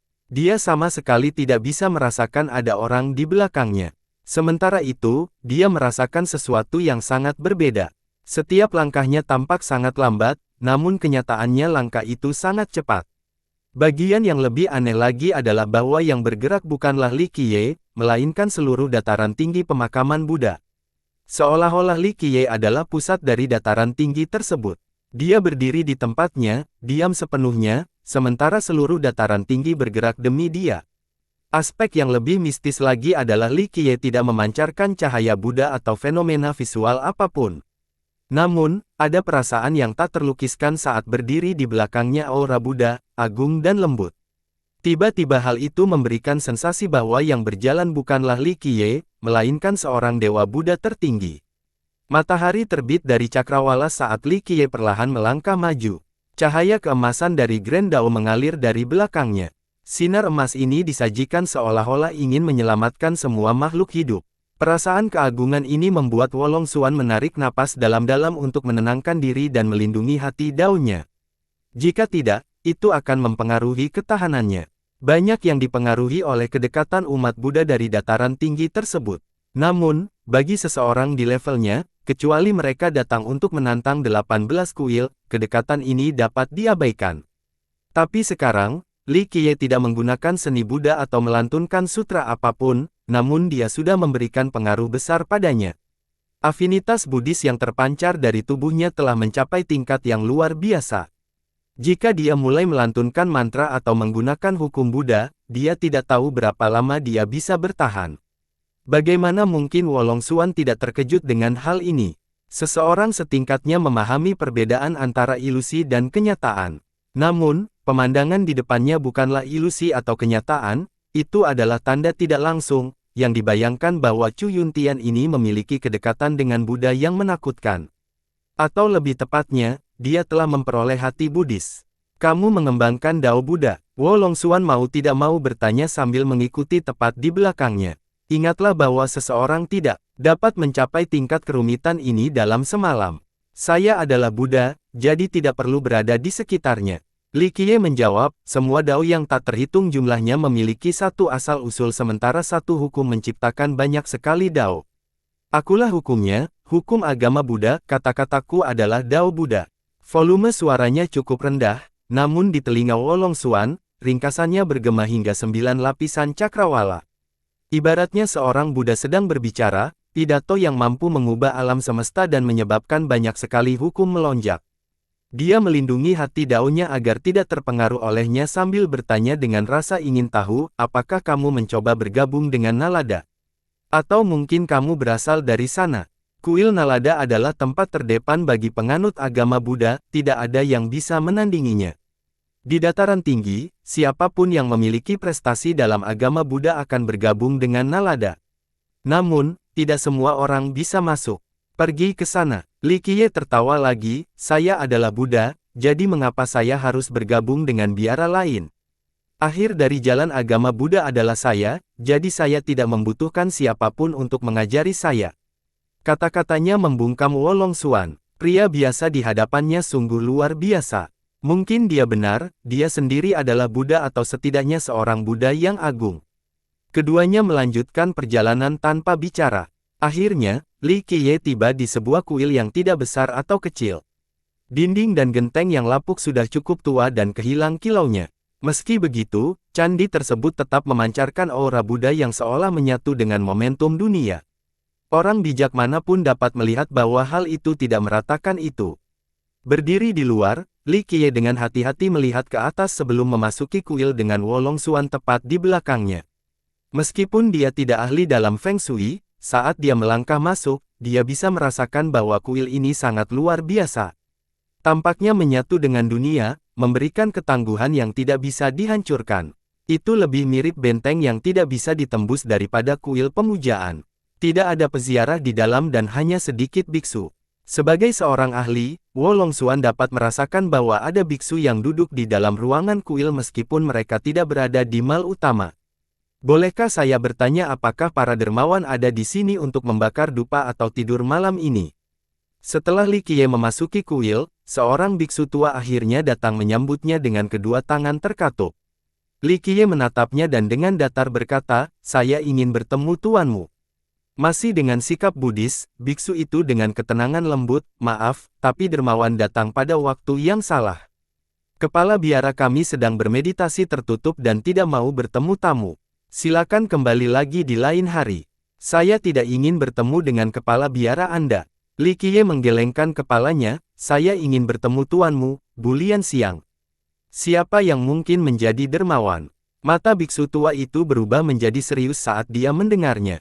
Sebuah cahaya bersinar di dalam pupil matanya seperti sinar di ujung cakrawala.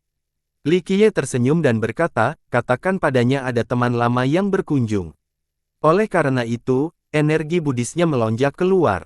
Teratai emas perlahan mekar di bawah kakinya. Mata air emas mengalir dari tanah sementara himne Buddha menggema seperti nyanyian sejuta biksu.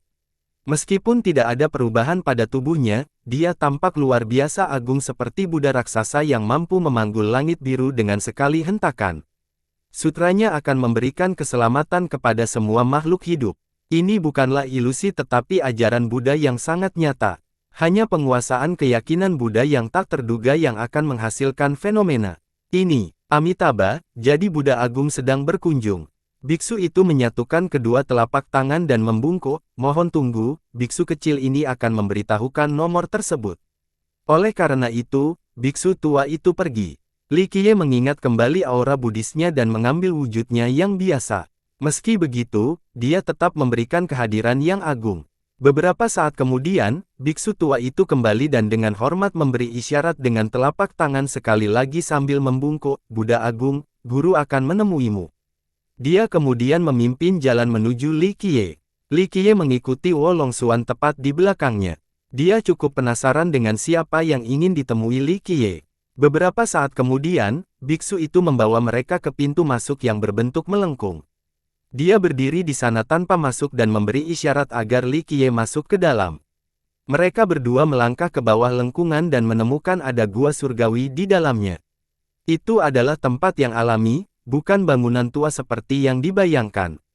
Sebuah sungai besar mengalir di depannya dengan udara yang berkilauan. Namun, kilauan di sini bukan berasal dari udara, melainkan dari perak di dalamnya. Seluruh sungai tampak penuh dengan perak seolah-olah telah jatuh ke dunia fana dari tempatnya di 9 langit. Seorang wanita sedang bermeditasi di atas sungai. Teratai di bawahnya sedang mekar dan memancarkan sinar warna-warni yang mencerminkan kedalaman sungai. Sementara itu, di dasar sungai terdapat fenomena visual yang tak terhitung banyaknya, seolah-olah harta karun tertinggi akan segera terbuka. Dia tampak berusia lebih dari 30 tahun dan memiliki kemiringan yang tidak dapat digambarkan dengan kuas. Gayanya sangat luar biasa dan menonjolkan pesona dewasanya yang akan membuat jantung berdebar lebih cepat. Wo Longxuan bisa disebut sebagai generasi yang sangat cantik saat ini, fitur-fiturnya menyatukan kerajaan. Namun, dia masih kurang dibandingkan wanita di depannya.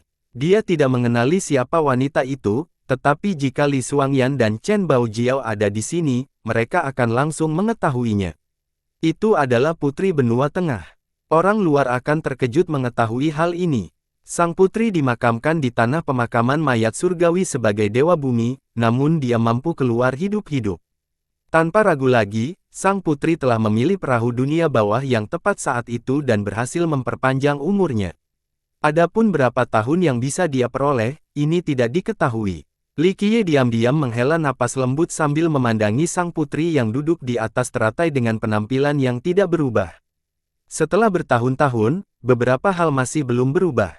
Sekalipun mereka melakukannya, hal itu tidak akan terlupakan. Itu adalah kesalahpahaman saat itu dan juga kejadian yang tidak menguntungkan. Itu dimulai dari dia, jadi harus diakhiri oleh dia. Sang putri langsung membuka matanya saat Li Qiye datang. Ekspresinya dengan cepat berubah saat melihatnya. Meskipun dia pernah terkenal di 9 dunia, emosinya masih melonjak hingga saat ini. Menabrak, sungai perak mencerminkan gejolak emosinya. Bunga teratai yang memancarkan cahaya warna-warni tiba-tiba berdenyut hitam putih seolah badai akan mendekat. Jangan terlalu bingung. Jika Anda bertindak gegabah sekarang, semua usaha Anda akan sia-sia.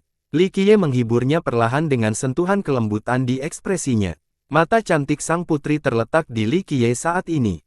Hanya memunculkannya saja yang mampu menjatuhkannya ke tanah. Hal ini membuat Wo Longxuan penasaran dan dia menatap Li Qiye seperti anak kecil yang penasaran, lalu kembali menatap sang putri. Intuisi dipahami bahwa mereka punya cerita di antara mereka, dan intuisi wanita selalu benar. Li Qiye dengan lembut memposisikan lengan bajunya ke transmisi dan berkata, "Tunggu di luar, kita perlu bicara secara pribadi."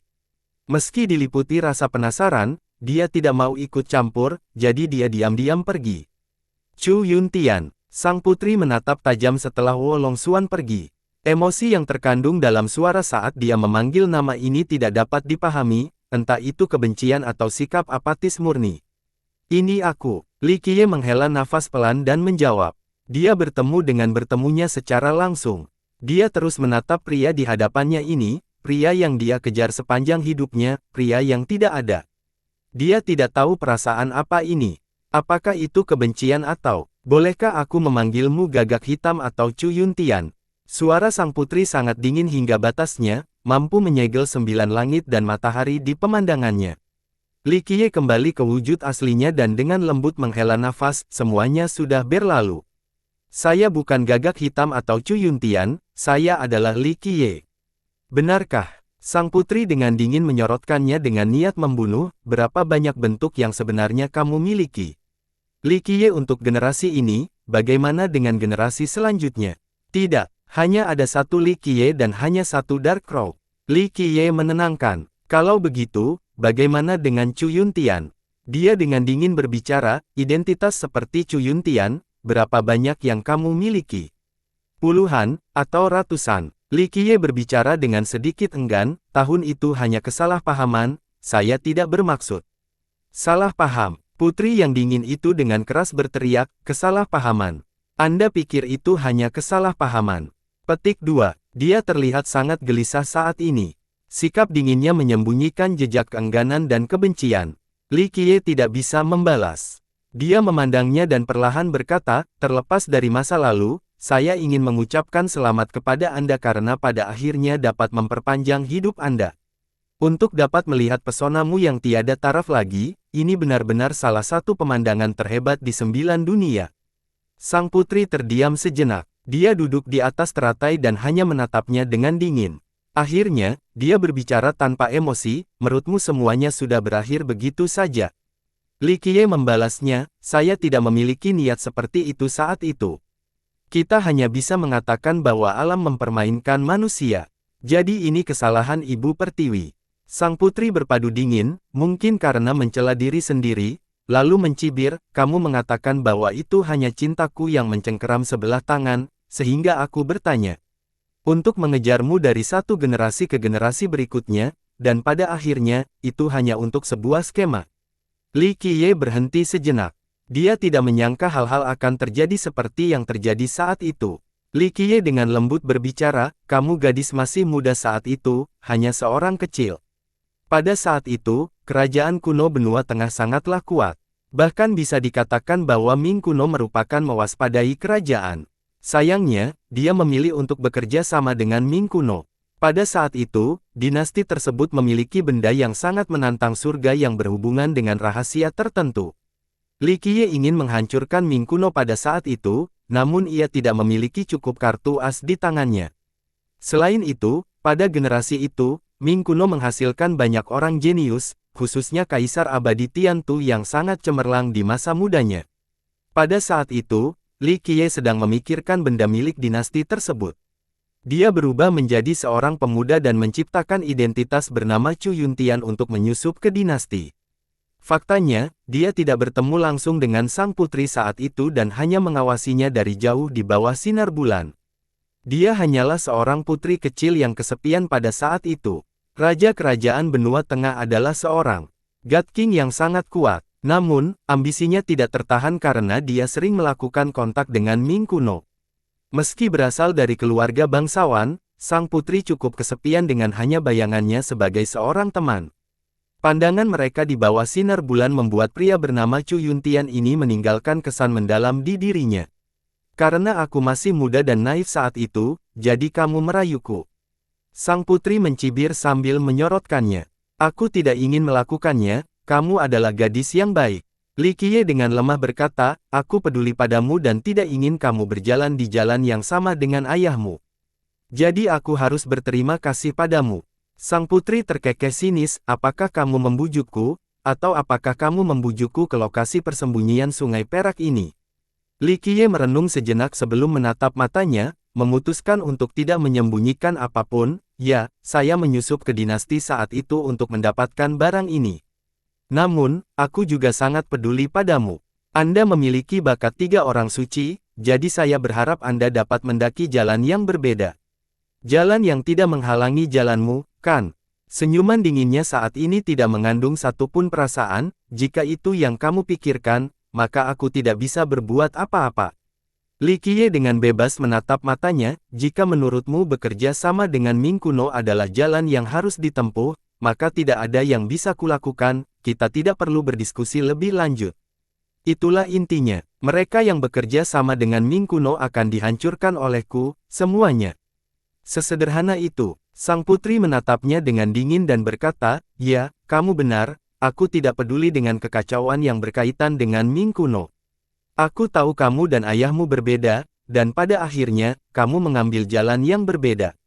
Li Qiye dengan lembut mengangguk, "Jika kamu meragukanku, aku tidak akan menyangkalnya." Kemudian, ketika saya menyusup ke Ming Kuno, saya mengincar item tersebut. Adapun kepedulianku padamu, itu dimulai setelah aku bertemu denganmu. Sang putri mencibir, "Benarkah sekarang? Apakah kamu selalu begitu tenang seperti ini? Semua kata dan frasa dalam suratmu, apakah ditulis tanpa emosi? Astaga, sepertinya penyelamat 9 dunia kita adalah seseorang yang tidak memiliki cacat karakter sedikit pun. Aku yang salah, aku adalah gadis kecil bodoh yang merusak rencana besar tuan kita, akulah orang jahatnya." Dia akhirnya mengungkapkan kebenciannya. "Tidak," Li Qiye berbicara dengan lembut, "saya bukan orang hebat. Saya akui ketika saya mengirim surat kepada Anda, ada tujuan lain di dalamnya. Selain memedulikanmu, aku sangat ingin tahu lokasi Sungai Perak." Ketika Li Qiye menyamar sebagai Chu Yuntian untuk menyusup ke kerajaan benua tengah, dia berhasil memasuki lokasi keluarga kekaisaran yang paling dijaga ketat. Tujuannya adalah mencari keberadaan barang itu. Karena keterbatasan identitasnya, dia tidak dapat bertemu langsung dengan sang putri dan tidak dapat berbicara dengannya. Namun, keduanya selalu diam-diam saling mengirimkan surat. "Itu saja," sang putri menjawab, "hanya ini yang tercakup dalam surat-surat itu. Kamu tidak mencoba merayu gadis bodoh agar dia jatuh cinta pada seseorang bernama Chu Yuntian, seseorang yang bahkan tidak ada. Semua hanya untuk membuatnya memberitahumu rahasia itu." Aku, Li Qiye sedikit membuka mulutnya, ingin mengatakan sesuatu yang lain, tapi dia berhenti sambil meratapi pikirannya. Sebagai Dark Crow saat itu, dia benar-benar tidak ingin melakukan ini. Sang putri saat itu masih muda dan kesepian, tanpa cinta dari ayah atau teman-temannya. Persis seperti itu, seorang pria muda yang menunjukkan kepedulian padanya memasuki hidupnya. Karena kesalahpahaman yang tidak disengaja ini, sang putri akhirnya jatuh cinta pada Chu Yuntian. Seseorang yang bahkan tidak ada. Li Qiye perlahan berkata, "Saat itu, saya hanya mengajari Anda cara berkultivasi melalui surat-surat itu." Selama korespondensi mereka melalui surat, Li Qiye menjadi sangat dekat dengannya. Dia dengan hati-hati mengajarkannya menggunakan surat-surat itu karena dia tidak ingin dia berjalan di jalan yang sama seperti ayahnya. Terlebih lagi, hal ini akan meninggalkan percikan besar bagi umat manusia karena sang putri memiliki talenta yang sangat tinggi dengan 3 bakat suci yang dimilikinya. Maka, sang putri salah memahami bimbingannya yang cermat sebagai sesuatu yang lain dan menjadi mencintai Chu Yuntian. Hal ini membuatnya mengungkapkan segalanya kepada Li Qiye. Kemudian, ketika Li Qiye mengetahui dan ingin menyelamatkan situasi, kesalahpahaman sudah menjadi terlalu dalam. "Pengajaran!" Sang putri berteriak keras lagi, "Ya, Guru Agung Kaisar Abadi yang membimbing saya, ini adalah kehormatan bagi saya, tidak ada yang lain selain ini." Li Qiye memperhatikan sang putri yang sangat gelisah saat ini. Bunga teratai berputar tak terkendali, menyebabkan seluruh Sungai Perak bergetar. Dia menarik napas dalam-dalam dan menatap matanya untuk berkata, "Saat itu, saya sepenuhnya salah. Ini semua salahku. Saya datang hari ini untuk meminta maaf dengan tulus." Sang putri duduk diam di sana dengan sikap sedingin es. Siapa yang tahu apa yang dia pikirkan? Akhirnya, dia mencibir, "Chu Yuntian, saya kira tidak masalah jika Anda dipanggil Chu Yuntian, Dark Crow, atau bahkan Li Qiye. Namun, aku tidak akan pernah mempercayaimu, mengerti?" Li Qiye tetap diam karena dia tidak punya jawaban. Masalah pahaman ini tidak dapat diselesaikan dengan beberapa kata. Jika tidak, hal ini tidak akan bertahan selama jutaan tahun. Kejujuran. Sang putri tertawa. Pada saat itu, siapa yang meninggalkan dinasti secara rahasia?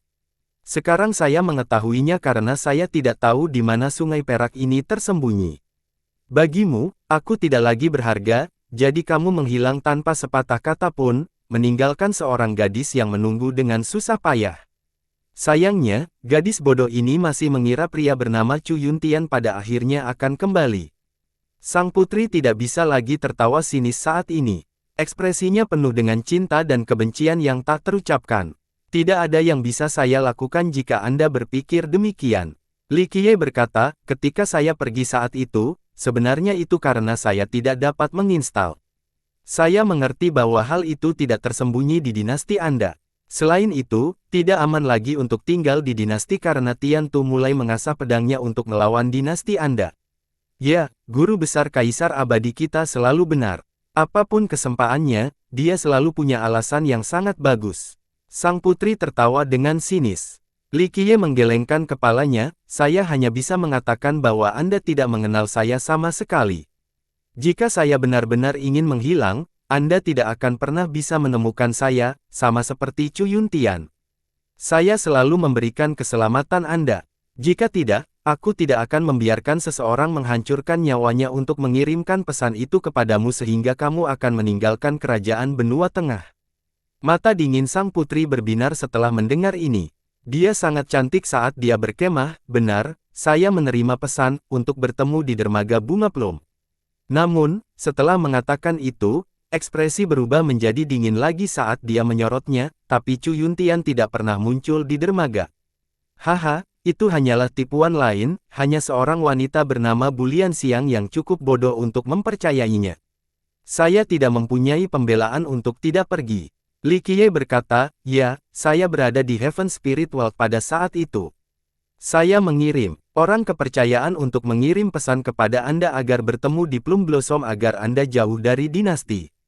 Perang genderang telah terjadi saat itu, pertempuran besar perlahan-lahan akan datang. Nanti, bahkan jika Tian Tu tidak menghancurkan dinasti Anda, saya sendiri yang akan memimpin pasukan untuk melakukannya. Sang putri mencibir, benar, kamu adalah penyelamat, orang suci dari 9 dunia, selamatkan semua. Itu tidak penting. Li Qiye sambil tersenyum, terlepas dari bagaimana kamu melihatku, kentunganku tidak akan pernah berubah. Aku akan membuat Ming Kuno menghilang dari 9 dunia dan menghancurkan siapapun yang bekerja sama dengan mereka, tidak ada yang bisa menghalangi jalanku. Jika Anda berpikir bahwa saya tidak akan menghancurkan dinasti karena Anda, maka Anda salah besar. Saya tidak akan berkompromi jika menyangkut keuntungan saya. Li Qiye dengan bebas berkata sambil melihat ke arah sang putri, kamu bisa menganggapku sebagai pembohong, pembunuh massal, atau bahkan penyelamat. Anda bisa mengejek saya dengan jijik, semuanya baik-baik saja. Aku hanya ingin kamu tahu bahwa aku tidak bisa mengubah keyakinanku. Sang putri tidak mengatakan apapun sebagai tanggapan dan hanya duduk di sana dengan sikap dingin. Saya tidak peduli dengan mereka, dinasti atau Ming Kuno. Dia menjadi desak dan desak dengan kepala tertunduk, saya tidak peduli untuk mencari tahu tentang perang. Setelah itu, dia menatap Li Qiye sambil tersenyum dingin, tetapi pada akhirnya kau tetap berbohong, hahaha. Ada pesan bahwa Chu Yuntian sudah mati. Itu hanya sebuah pesan. Saya tidak melihat mayatnya atau barang miliknya. Aku bahkan belum pernah melihat bayangannya, namun aku begitu bodoh hingga mencarinya seumur hidupku. Saya ingin mencari tahu di mana dia meninggal, di mana dia dikuburkan, siapa yang membunuhnya. Aku bahkan ingin membalas dendamnya. Dengan itu, matanya menjadi basah, tapi dia mempertahankan nada suara yang kuat, hanya gadis bodoh yang akan percaya pada seseorang yang tidak ada. Karena penipuan ini, dia memasuki tempat pemakaman mayat surgawi untuk menjadi dewa bumi. Dia hanya berharap suatu hari dia bisa menemukan jenazah Chu Yuntian. Setetes air mata akhirnya menetes dari sudut matanya. Ya, itu hanya sebuah rencana. Li Qiye berkata tanpa daya, saat itu, untuk menemukan Chu Yuntian, kamu mengejar jenderalku ke seluruh dunia. Untuk mengakhiri pencarian yang tidak perlu ini, saya harus menghilangkan Chu Yuntian. Namun, saya tidak mengira Anda masih ingin menemukan di mana dia dimakamkan. Chu Yuntian, tidak, gagak hitam, atau haruskah aku memanggilmu Li Qiye sekarang? Kamu selalu pembohong. Sang putri mencibir, jika kamu bukan salah satunya, kamu seharusnya mengatakan yang sebenarnya aku. Li Qiye terdiam beberapa saat sebelum menatapnya dan menganggukkan kepalanya, ya, saya pembohong. Semua kesalahan ada pada saya, jadi saya datang untuk menyelesaikannya hari ini. Haha, bagaimana sekarang? Bahkan guru yang hebat pun tidak tahu cara membela diri. Sang putri tertawa dingin. Li Qiye menatapnya dengan serius dan tenang sambil berkata, tidak perlu karena tidak ada alasan untuk berkemah. Saya di sini sekarang. Dia menatap dengan tajam pada waktu yang lama, bukankah kamu selalu pandai memutarbalikkan kebenaran? Bukankah Anda selalu membuat skema dan rencana? Baiklah, saya ingin mendengarkan pembelaan Anda, beri saya alasannya sekarang juga. Li Qiye memandangnya dan berhenti sejenak. Akhirnya, dia dengan lembut menghela nafas dan menjawab, setelah kerajaan benua tengahmu hancur, tidak ada orang lain yang bisa mengendalikan Tiantu. Dia ingin menangkapku hidup-hidup karena dia mengetahui rahasiaku dan ingin mengambil item dalam ingatanku. Petik 2. Jadi, aku hanya bisa bersembunyi di balik layar. Saya membuat legiun saya menghilang dari 9 dunia. Saya menunggu waktu saya untuk memberikan pukulan fatal pada Ming kuno. Jadi, saya harus menghilang selama periode itu. Saat saya menunjukkan diri saya, Tiantu akan datang membunuh dan melingkari kami. Li Qiye menghela nafas lagi pada saat ini. Sebenarnya, ini bukan sekadar pembenaran. Pada saat itu, situasinya benar-benar seperti yang dia gambarkan. Dia memerintahkan beberapa serangan terhadap Kaisar Abadi Tiantu, namun semuanya tidak berhasil dan para jenderalnya menderita kerugian besar. Hal yang paling disesalkannya adalah jika kerajaan benua tengah berdiri di sisinya pada awal generasi itu, atau jika Kaisar Abadi Tiantu tidak ada di dunia ini, Ming kuno tidak akan cukup kuat untuk memerintah 9 dunia dan berkembang selama beberapa generasi. Haha, bahkan guru hebat kita yang tak terpecahkan pun terkadang harus bersembunyi. Dia bercanda. Ia menjawab, saya tidak selalu tak terpecahkan. Ming kuno memang sangat kuat. Tiantu sendiri adalah kaisar abadi yang luar biasa. Pada generasi itu, saya tidak punya cara untuk menghancurkan Ming kuno dan membunuh Tiantu. Saya hanya bisa mengatakan bahwa saya tidak cukup kuat saat itu. Apapun yang terjadi, selama saya bisa terus hidup, saya akan mampu melewati masa-masa sulit. Ketekunan pada akhirnya akan menghasilkan kemenangan. Li Qiye perlahan berkata, dulu ketika Ming kuno berada pada kondisi terkuatnya di bawah Tiantu, itu bukanlah masa yang mudah bagi 9 dunia, umat manusia, dan bahkan dia yang pada akhirnya akan menjadi guru kaisar abadi. Musuhnya terlalu kuat. Sang putri berpikir dengan tenang tentang saat itu. Dia adalah seseorang yang pernah hidup melalui era itu dan mengetahui kegelapannya, bahwa itu bukanlah masa yang mudah. Pasti sangat sulit. Hanya memikirkan tentang 9 dunia di bawah pemerintahan Ming kuno dan Kaisar Abadi Tiantu yang tak bertanding, sang putri tiba-tiba menjadi berasumsi dan benar-benar mengucapkan kata-kata lembut seperti itu. Melihat ke belakang selama bertahun-tahun, Li Qiye menghela nafas lembut, itu bisa ditanggung. Saya membiarkan pasukan saya bersembunyi di lokasi paling berbahaya. Ada masa-masa yang lebih sulit sebelum Tiantu, jadi kami sudah terbiasa, itu tidak terlalu menjadi masalah. Akhirnya, sang putri mendongak dan berseru, bagaimanapun, apapun alasan yang kamu miliki, ini tidak mengubah fakta bahwa kamu masih pembohong. Saya tahu bahwa saya membohong dalam pikiran Anda. Li Qiye mengangguk dengan sungguh-sungguh, karena saya salah, saya ingin menyelesaikan masalah ini. Dia melanjutkan sambil menatap matanya, saya telah mendapatkan tubuh asli saya di generasi ini dan saya ingin berjuang sampai akhir, jadi saya harus menyelesaikan urusan saya yang belum terselesaikan.